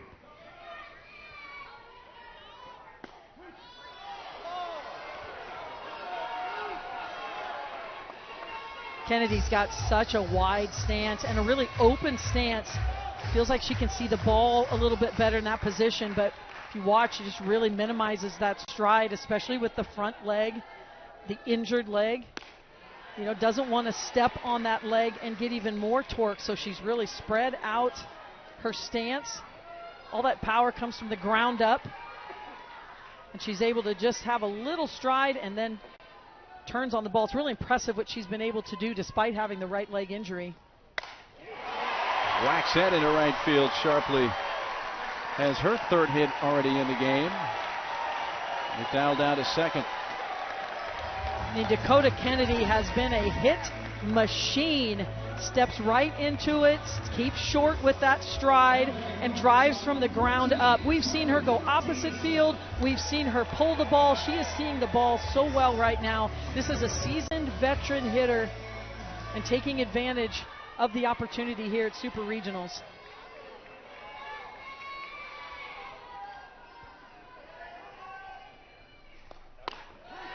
This pitch strike to Carly Davidson. The crowd thought that was bid low. We've got a lot of umpires wearing red today, Mark.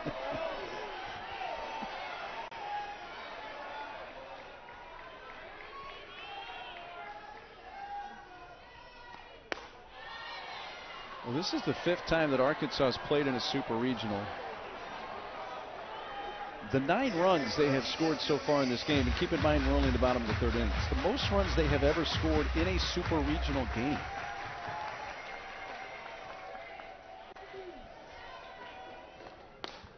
Yeah, they've had some heartbreak in the Super Regional round. There's no doubt about it when you're that close to Oklahoma City, and Courtney Deifel, the leader of this program, what she has done just can't be understated in putting Arkansas on the map, one of the top programs year in, year out. Another opportunity for Lamar into foul territory.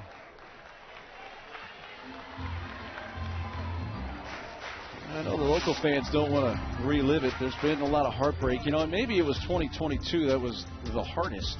I mean, won game 1, lost the next 2. Ole Miss last year was tough, but the way head coach Courtney Deifel told it to us, he said, you know, it's like it's not like we lost it. Ole Miss just took it. Not that that makes it any easier.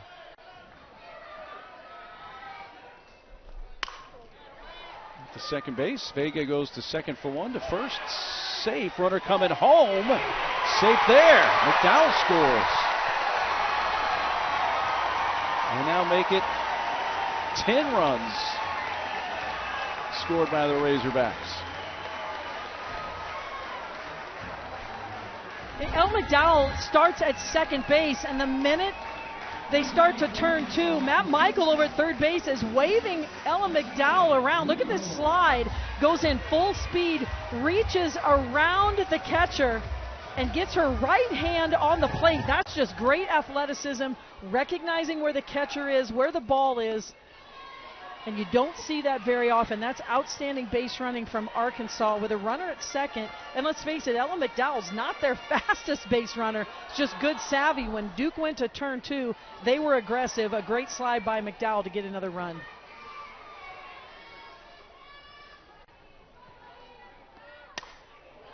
Pulled foul. Italia Rijo.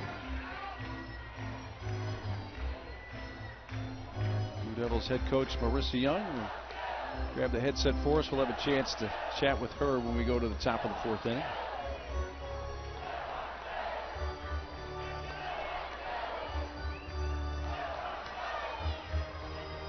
A 10-4 game in the bottom of the 3rd.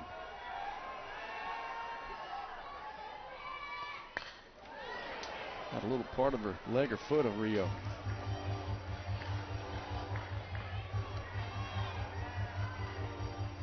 Like many of her teammates, hit well in the regional here in the 3 games. She was 4 for 7.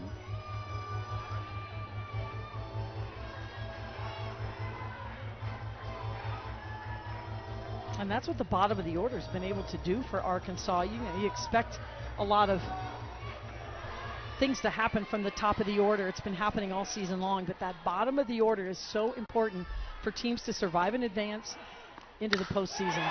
Line center field, but coming in, it's caught by Deanna Jennings to retire the side. Hogs had 3 more.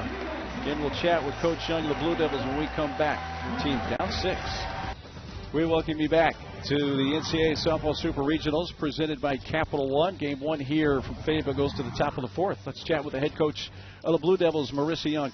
Coach, we knew both these teams coming in very high-octane offenses. How do you, pitching-wise, at least try to slow down what you're seeing offensively from Arkansas so far today? Well, you've got to be able to mix speeds and hit the corners. I think we're still trying to figure out where to locate in this umpire zone to get those pitches that we need.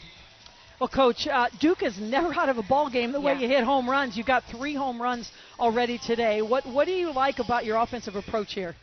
They are continuing to find ways to hit balls hard, and we just got to stay in the fight. Appreciate the opportunity to chat so Thank much. You. Head coach Marissa Young. A big uphill battle right now, down 6, but again, lots of softball to play here as long as you can stay relatively close. And the hard part for Duke, they're used to this situation. They've been behind before. They have fought their way back through elimination games, and they can light up the scoreboard in a hurry. What I know is going through head coach Marissa Young's head is, how can we slow down this Arkansas offense? 10 runs in 3 innings. That's really the key. And obviously from the response from the first question, still trying to get her pitchers to get some strike calls here on what I'm sure they think are pitches that are strikes a lot of times. And you have to adjust as a pitcher. You have to adjust as a pitch caller. Marissa Young's been in that situation before. It can be frustrating when you feel like you're making a good pitch, it's moving through the zone, it's not going your way, the result. But all the pitchers out there know, whether it's a visual cue, whether it's holding on to the ball a little more, whether it's releasing a little sooner, changing your stride just a little bit.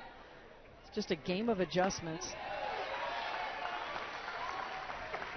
I like to say it's really a game of inches and angles, and really when it comes to the pitches over the plate, just moving the ball a little bit, a half inch here and there can make a big difference.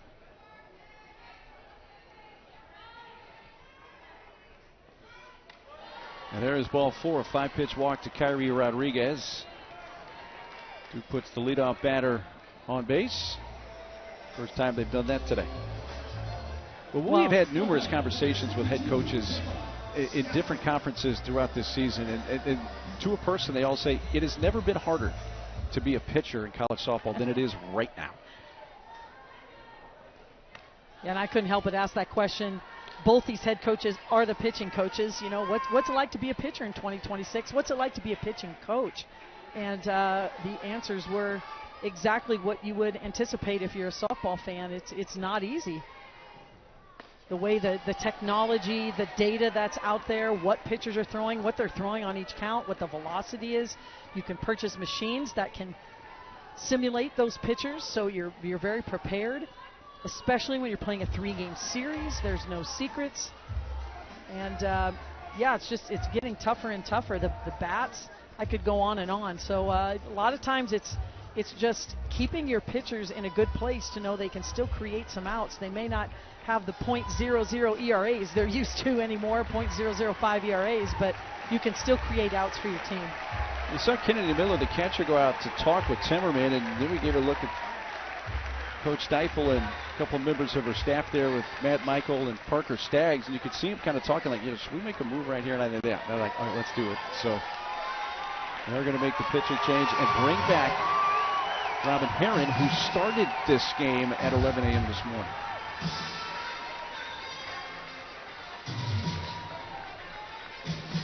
So Herron's going to get the ball back in a 6-run game in the top of the 4th. And with this pitching change, we'll take a quick timeout. Well, Robin Herron, who started this game, first team All-SEC again this year, back in there.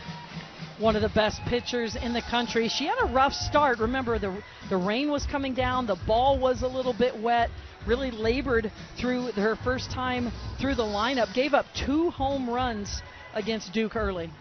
So freshman Sailor Timmerman comes out. There's her line with runner on base, her responsibility, and a 2-ball, no-strike count. That is inherited here by Herron. If there were to be a walk, that actually would be charged to Timmerman. Well, when you talk about this pitching change, you might think, gosh, you're up 10-4.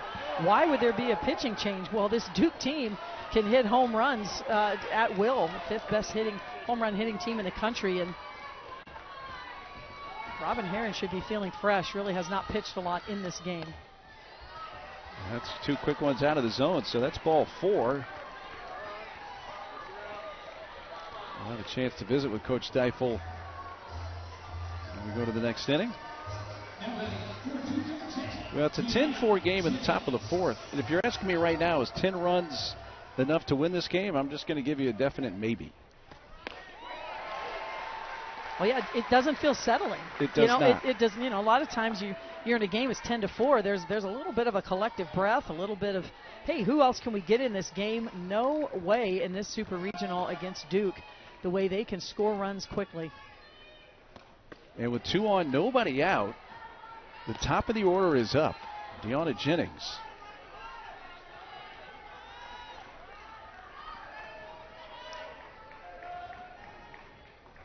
She's fouled out bunting to begin the game and walked. Takes a strike. Off-speed pitch there from Robin Herron. That's one of her best pitches. Just has this nasty mix of a curveball, rise ball, changeup combination. It's been very impactful for her this season. Jennings behind that and strikes out. So Herron rebounds and picks up a strikeout for the first out. That's what Robin Herron does. It's a curveball. It's driving away from the barrel of Jennings. Look how she feels like she has to reach for the ball, even though it's through the strike zone. And that's because of that tight spin and deceptive movement from Robin Herron. So Vega's up. She homered as the second batter of the game. And this pitch was out of the strike zone. It was down low. Amina Vega just committed to a zone, committed to her swing, and got Duke up early. That home run, by the way, was 5 hours and 53 minutes ago in the first inning. After a 4+ hour rain delay, she is the career home run leader with that home run that she picked up just about 6 hours ago. Number 57 in her career at Duke.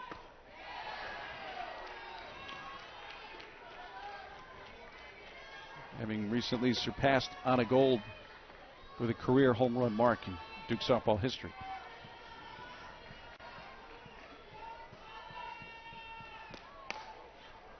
To right field, that's going to drop in for a base hit. The lead runner Rodriguez had to make sure that was going to find a hole. Didn't get a big jump. Winds up at third, so she advances to 60 feet. A base hit for Vega loads the bases. Amina Vega just has such good barrel control with 2 outs. This is another curveball. It's breaking away from her. She just wraps her barrel around the ball, is still able to pull it. Doesn't get a lot on it, but that's just finding a way to make things happen. Amina Vega, one of the best players in the country, not only at second base, but as a hitter. So they're loaded for Jessica Oakland with 1 out. Tap to third, out there, throw to first. Safe. Thought about it for a moment. Now they throw to third base. The play's still live. Vega just kept going. She winds up at third. And Oakland is on. Oakland gets out in front. Really not a pitch she wanted to swing at. Good heads-up play by Ella McDowell. Goes to third base and then over to first, knowing her base runners. Does have a good shot there. But now when the ball is not in the pitching circle, the runners can still advance. Amina Vega, again, showing you why she's one of the best players in the country. Just a good heads-up play to get 60 feet. 70th RBI for Oakland as that play did bring in Rodriguez from third. So it's a 10-5 game. Tyrena Jones, who's struck out and popped out so far today. 2 on, 2 outs. Diving stop. McDowell gets up and ends the inning. Duke settles for 1. It's a 5-run game. We'll chat with Coach Courtney Deifel of the Hogs when we return. 10-5 Arkansas. As we go to the bottom of the fourth, let's chat with the head coach of the Razorbacks, Courtney Deifel. I could ask you a lot of different things here. The 4-hour rain delay, the way this game has been going. Let me go just coming back after the 4-hour rain delay. Message to the team, because you were down by a run when that resumed. Yeah, we were. There was really no message to the team. We don't need to give these team any messages. Fortunately, we were loose. We were just hanging out. It was a really big pitch that Say made to Vega in that situation, and then our offense was explosive right there. We got to keep going. Obviously, they're an explosive offense too, but proud of this team so far coming out of the rain delay with a bang. Well, speaking of Timmerman, made the decision to bring back in Heron with a 10-4 lead. You don't see that every day. What went into that decision? Well, the conditions that we were playing in the beginning were terrible. I'm just going to shoot straight. It was terrible. Yep. And so getting Rob back out there, we have a lot of trust in both of them. We just felt like we wanted to shift the momentum, and Rob looks good. We appreciate the insight. Thanks so much. Thank you. Head coach Courtney Deifel. Pitching change for Duke. Bradshaw's going to come in here, take over in the circle. It's Ava, a freshman. Ava Bradshaw, she's been a big part of the Duke success this season. Even though she's been a freshman, has come in a relief role and ready for the moment. And now she needs the pitch comm issue resolved. It's already tested the patience of the home crowd here. This is not the first time that's happened yet today so far. All the things we have to remember as a hitter, all the gear, all the things on defense. Now she's ready. First pitch strike from Bradshaw. Interesting to hear Coach Deifel very candid about the conditions for pitchers while the rain was coming down. And obviously she didn't mince words. Out towards right center field. Lamar moves over to make the catch and retires Wyckoff to begin the bottom of the fourth inning. Yeah, well, we saw it early in the day as well. Just the light mist became a little more rain, and both pitchers on both sides really struggling to get their footing, struggling to hang on to the ball. Very atypical performance from Robin Heron. There's no doubt it was weather aided a little bit. Which is part of the reason I think the rain delay went as long as it did, because they wanted the rain to be completely stopped, where they could redo the field, dry it out, and know that they had a window to finish the game without any further rain. Because if they wanted to tolerate a little light rain again, they probably could have resumed the game an hour or so earlier. But I totally understand, especially after the conditions for the pitching to begin the game, that they're like, you know what, let's just wait till it all goes through, let the rain stop, and then we'll move on. Yeah, it was already tough to start the game, warm up. You're here a couple hours early. All the adrenaline, everything that goes into the first inning of a super regional game, and then you've got to shut everything down and revamp up. The last thing they wanted to do was start early again and have to warm up for a third time in the day. It's already been a long day for these athletes out on the field, but I tell you what, in a super regional game, you'd play all day if you had the chance. You just are so excited to be in this moment, knowing what's at stake, which is a trip to Oklahoma City.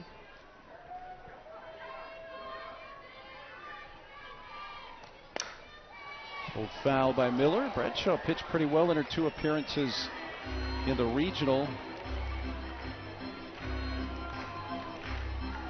Worked a total of 3 1/3 innings through 2 games against Howard and Marshall.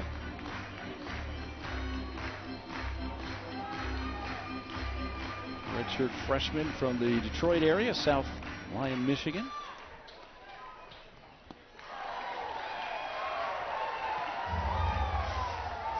Well, what makes Bradshaw so effective is she does throw 3 speeds. So she can throw a hard drop in the upper 60s, and then she's got an off speed and a changeup off a lot of those pitches. A variety of pitches. Tough to time her up. Third base, right behind the bag, is Tyrena Jones. Goes out Miller, 2 outs. Now the pitcher Bradshaw didn't pitch at all last year, her true freshman year, due to an ACL injury, which was actually the second time she had torn her ACL. So didn't pitch at all last year as a freshman.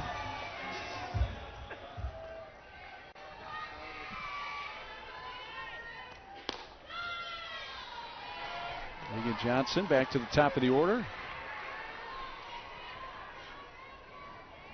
1 for 3 with a single and a run scored last time up in the third.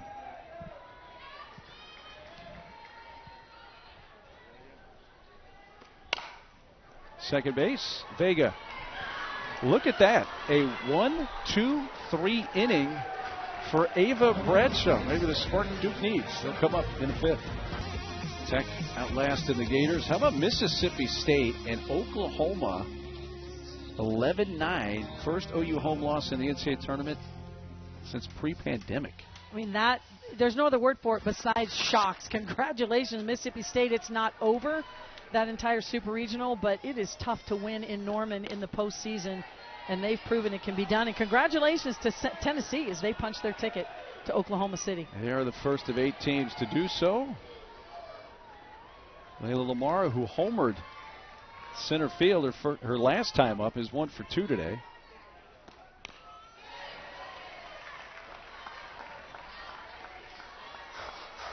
The first 3 up, 3 down inning. Ava Bradshaw out of the bullpen for Duke, producing that. Setting the Razorbacks down in order in the fourth, so in the fifth now, a 5-run game.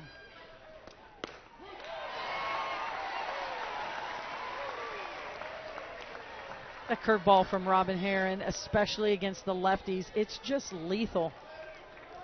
The amount of break she has on the ball, it's always running away from the barrel of the lefties. And she couples that with an off-speed pitch down in the zone, and that's why she's been one of the toughest pitchers with 2 strikes this season, because she has really 3 strikeout pitches. She can go up in the zone and out of the zone, gets a lot of swings and misses at that. The curveball that breaks away from the lefties, and then the off-speed pitch, which is one of the best pitches in the nation, is Robin Herron's off-speed pitch. Herron's strikeout begins the top of the 5th inning and brings a smile to her face. And right there you see it up in the zone. So she really showed you every tool in her toolbox against Layla Lamar. The curveball, the off-speed, and then the rise ball up and in for the strikeout. You cannot sit one zone, one pitch against Robin Herron.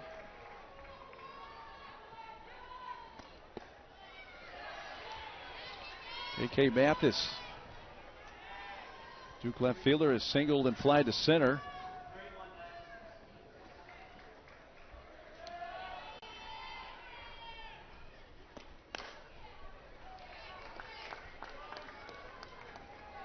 It's the first time I've kind of felt like the teams have settled into the game a little bit right now, and we're in the 5th inning.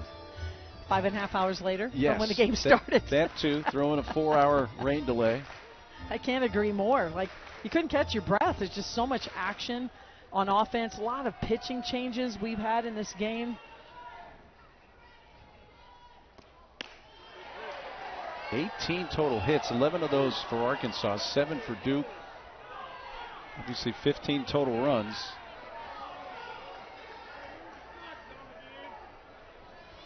And 5 home runs. Yes. To third base, behind the bag. Tell you what, this is such a good defensive team. Ella McDowell, really kind of the head of that snake defensively. What a great play. Yeah, I don't think this defense for Arkansas gets talked about enough. One of the best in the country, in the top 10 in the country in defensive fielding percentage. 3rd in the country in double plays. I mean, just their ability to make plays. Defense starts with your feet, and we saw great footwork on that play from McDowell. This is Arkansas's 57th game of the season as a team. They have committed 29 errors on the year. 29 errors in 57 games. And defense is just attention to detail and effort. If you throw a ball and you throw it at someone's feet, no, it's not acceptable. It's got to be up high. Right field, caught by Bain, and how about that? Down in order goes Duke for the first time.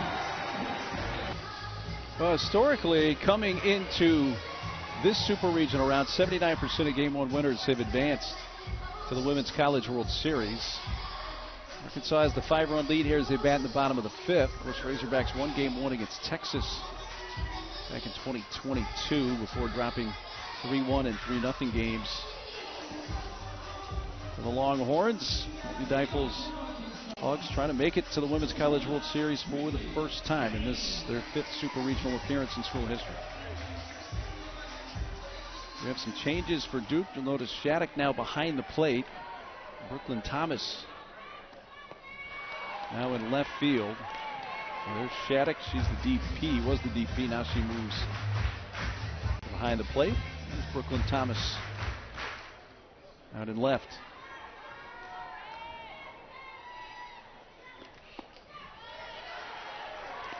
2, 3, and 4 hitters for the Razorbacks. Bain has scored 3 times. 1 for 2 with a walk and a double.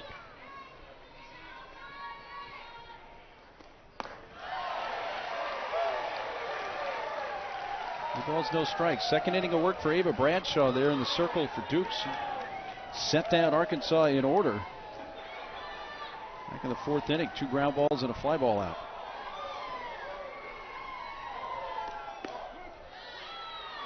I'm just so impressed with this freshman, Brinley Bain. Just approaches every at-bat the same.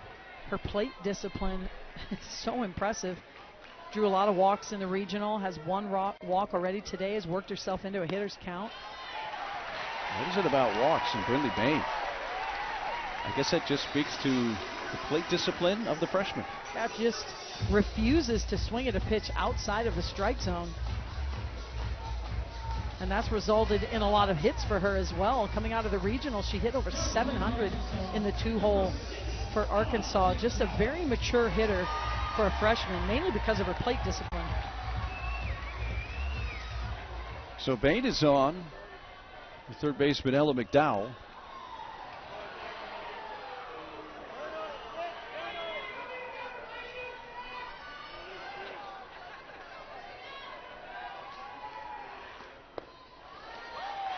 Shattuck keeps the ball near the plate.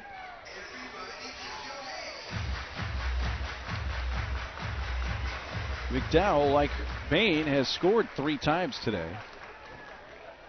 He's 1 for 1 with a couple of walks.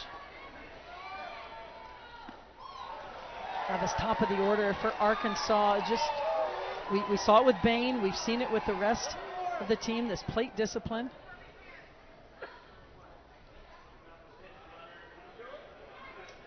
Oh man, Michael.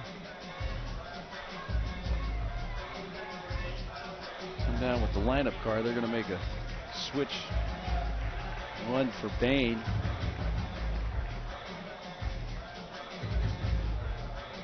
Tyler Del Duca. And Michael, the associate head coach.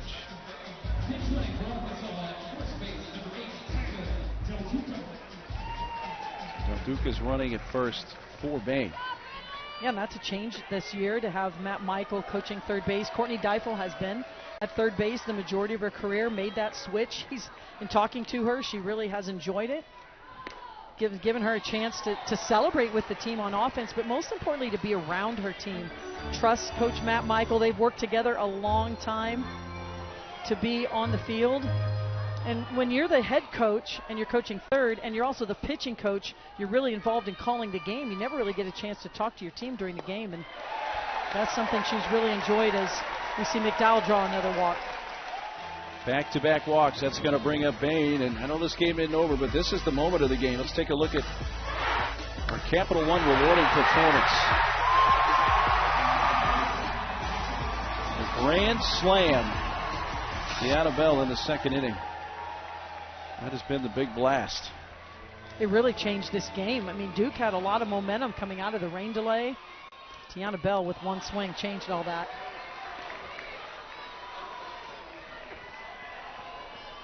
Back-to-back walks to begin the 5th, and now you're looking at a spot here. If she were to hit one out,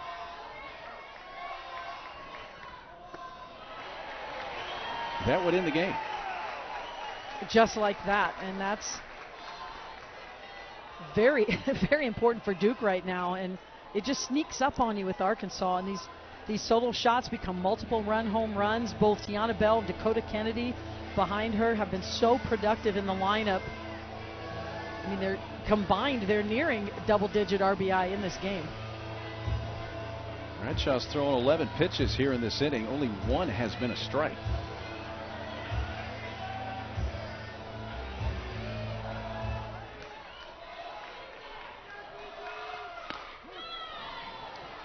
So again, if you're Duke, you're walking the tightrope here. And it seems weird to say in a 10-5 game. But again, 2 on, nobody out. If she hits it out, the run rule takes effect and this game ends. And that's going to go foul. It had the distance. And that's something Arkansas has been doing all season long.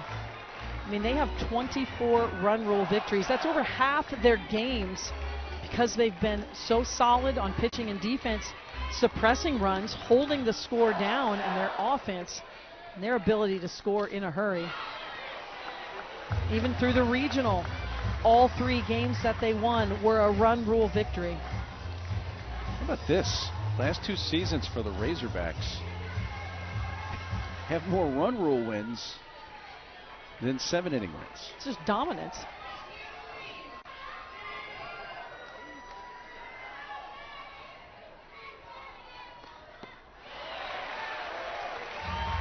The full count. Nobody out. Really dangerous here for Duke, just trying to stay alive in this game.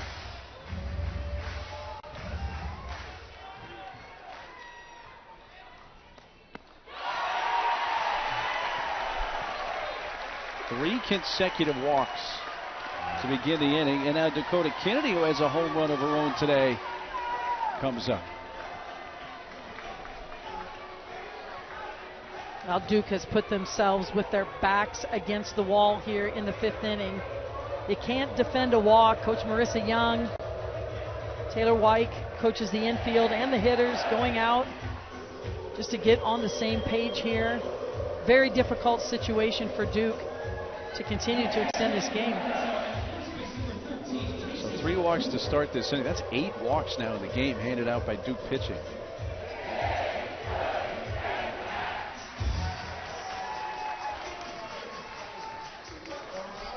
And 8 walks in any game through a 7-inning game is really tough to come back from. But this is a refocus from Marissa Young. And one thing Ava Bradshaw can do is work the ball down in the zone. I look for her to try to do that right now. Keeping the ball in the infield is the goal for Duke.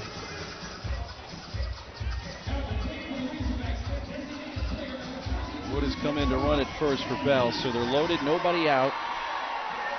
10-5 Arkansas. Near the bottom of the 5th, Dakota Kennedy has knocked in 3. She's 3 for 3 today. Well, and right now, if you're Ava Bradshaw, these are just not competitive pitches. So she's making the decisions very easy for the Arkansas hitters, really with all 3 walks, to really lay off the pitches. Bouncy ball, softly hit right side. That'll chase a run in. So it is a productive out for Kennedy, who's now driven in 4. Makes it an 11-5 game, and now you have the potential game-ending runs both in scoring position here with 1 out.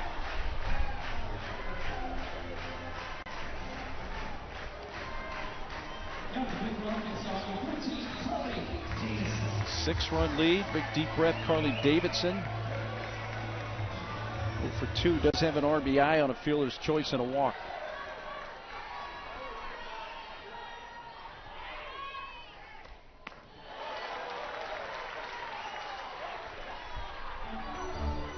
Carly Davidson in the postseason has been lights out. Hit over 550 in the regional, couple home runs. Just seeing the ball so well.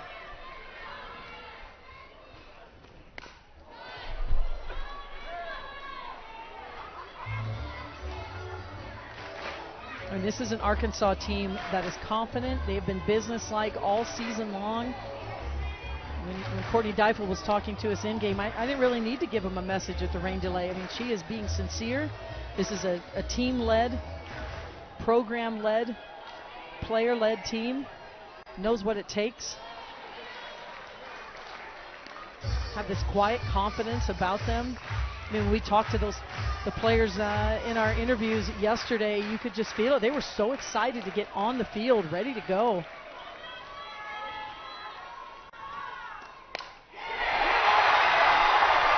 Arkansas run rules Duke in game one. Davison was the only one of the hitting 9 for the Razorbacks without a hit, and she ends the day of softball with a 3-run blast.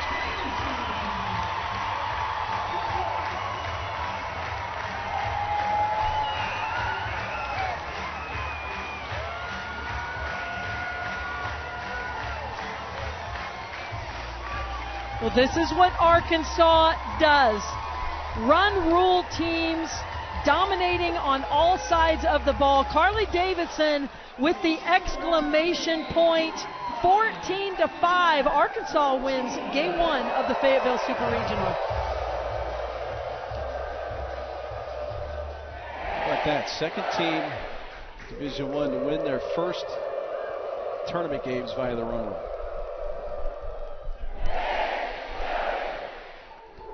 Calling the Hogs. We'll have more when we come back to Fayetteville.